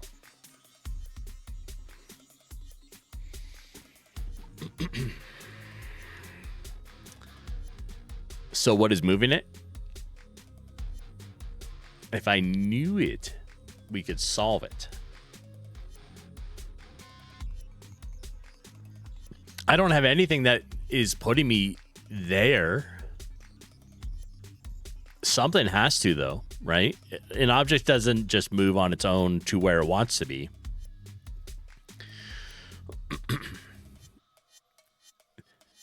Right? I mean, something has to tell it to move.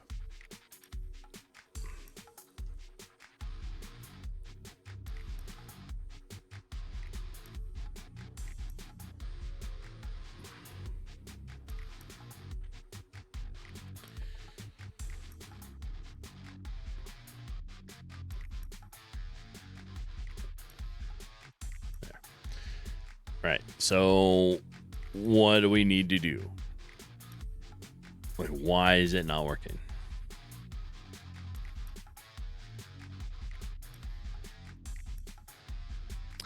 Yes.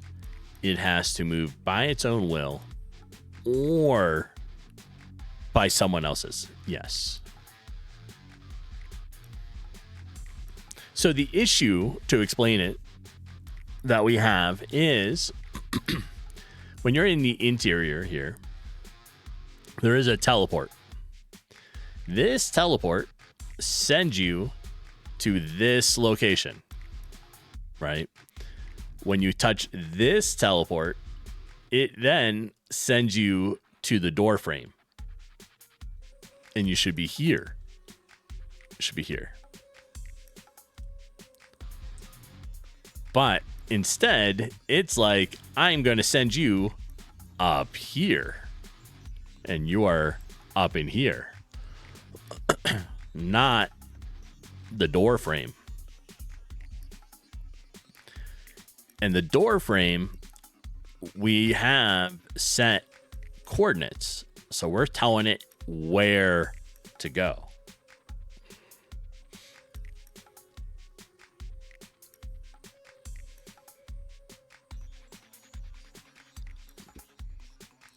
Outside of that little issue, we're doing pretty good with stuff, right? Come out. Oh, now it took me all the way down here. Wait, what?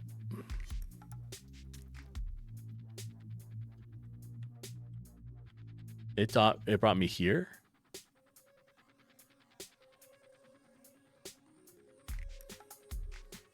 Oh, did I touch the other one?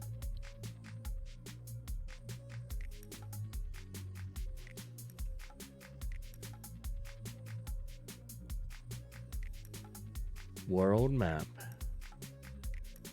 So, no, this is right. I mean, like, this is telling you where to go.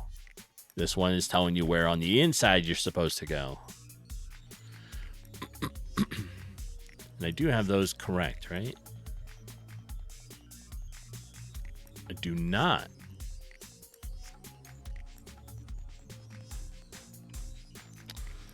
Oh, wait. Yes, I do. This is correct. This one, we're getting rid of. This one is correct. Okay. This is Tavern 2. The game's taking shape. It is. Most of the weekend we worked on dialogue, right? So when you go approach them, you get NPCs that yell at you. And they're like, hey, what's up? You know, come here. That kind of stuff, right? We got a quest system dialogue set up with the barkeeper. So general NPC stuff, right? We're trying to work on teleports. And I'm having problems with my teleports.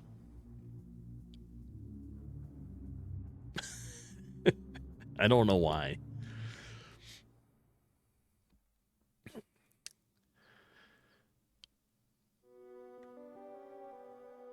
See, it takes me here. Are you using a struct? No. I'm using this code.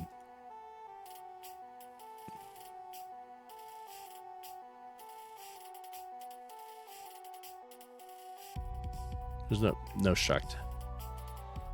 It's just variables. And a small little if place meeting if statement.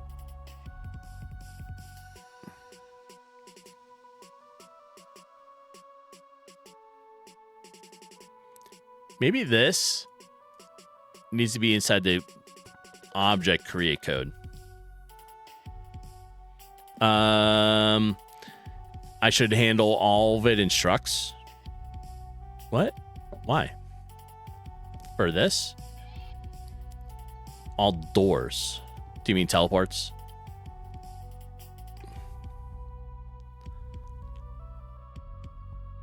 Can you share something? You can always share stuff. This is a very sharing friendly stream. I may not always care what you say,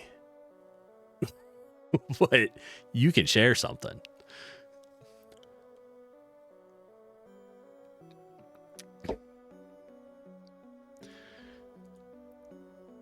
Right? So, all right, what if we open this? Maybe it needs to be inside the create code. Or not.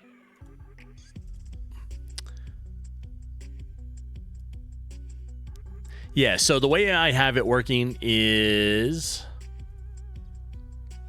I'm using an object. We're placing it on the ground. That's what you collision with the player.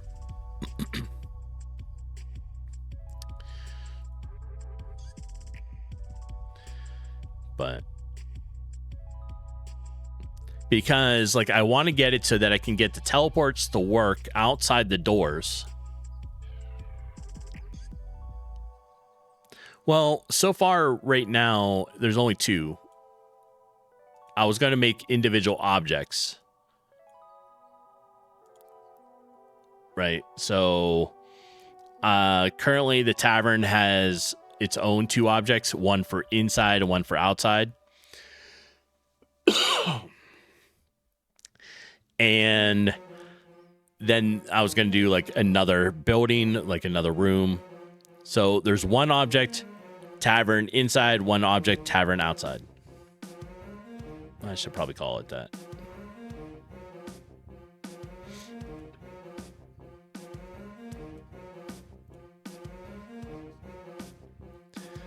And I have a parent teleporter. So parent object for a teleport.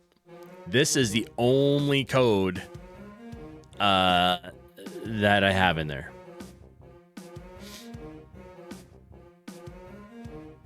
And that's it.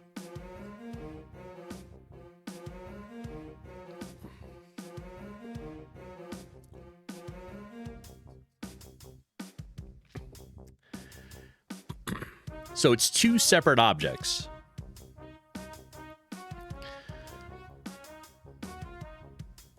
Tavern 1, and we can ignore tavern object right now. Tavern 1 tells you you're going outside, and these are going to be your coordinates. And thank you for a follow. I appreciate that. So then you have if place meeting, so we're having a collision with object player. You then go to target room, which is set up here. And object player X equals target X and object player Y equals target Y. So we are telling it specifically where to go. And that's the only code I have for these teleporters. Right? The parent one is generic in its info, and the children tell it which room it wants to target and where to go for the X and Y.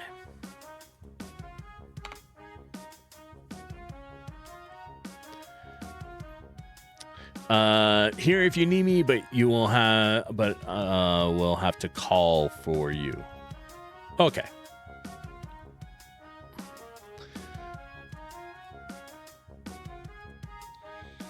So that is what we're doing.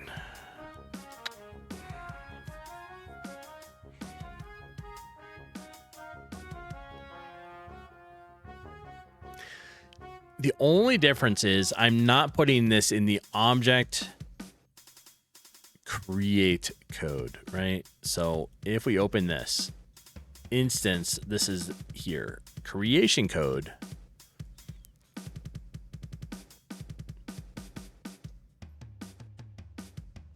Maybe I should be doing it in there. But I mean, I think it should be fine where it is. No, the code is brand new today. I started trying to work on it like at 6 this morning. That was the thing where code before coffee.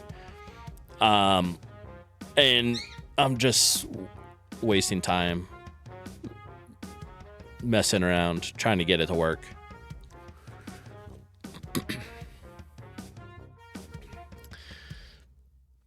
But I think my brain needs a break. Oh, should be in step? What should be in step? You want me to step?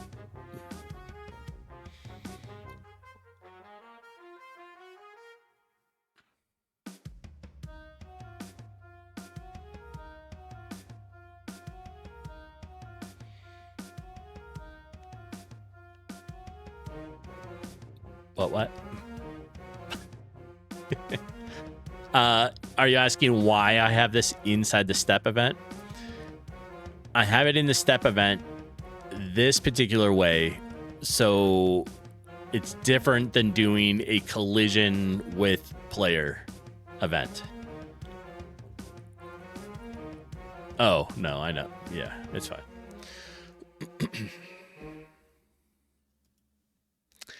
But it's what? About 5 to 11. Jeepin is going to be back with groceries. And then I have to work on the Jeep for a little bit. So I think it's time to call it so I can get a couple things done before she's home, help her with unload the groceries, and then work on my Jeep. In the meantime, I'll probably think about this, right? Like, why is whatever it's doing is what it's doing. And don't forget, she is coming home with groceries. And today at 4 p.m. Mountain Time is Jeepin, is her cooking stream. So it's Cooking with Andy. Always want to make sure you check out that. It's a good time. And then, yeah. So, unfortunately, I won't be streaming again until Saturday because I can't stream during my work week, which is Tuesday through Friday, just on my weekend. All right.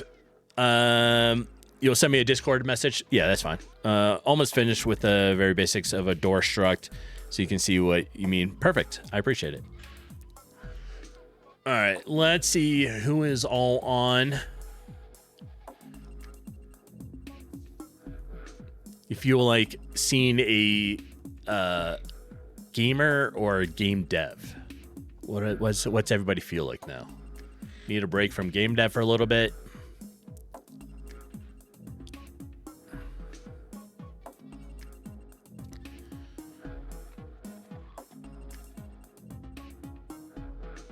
How about somebody playing Fragpunk?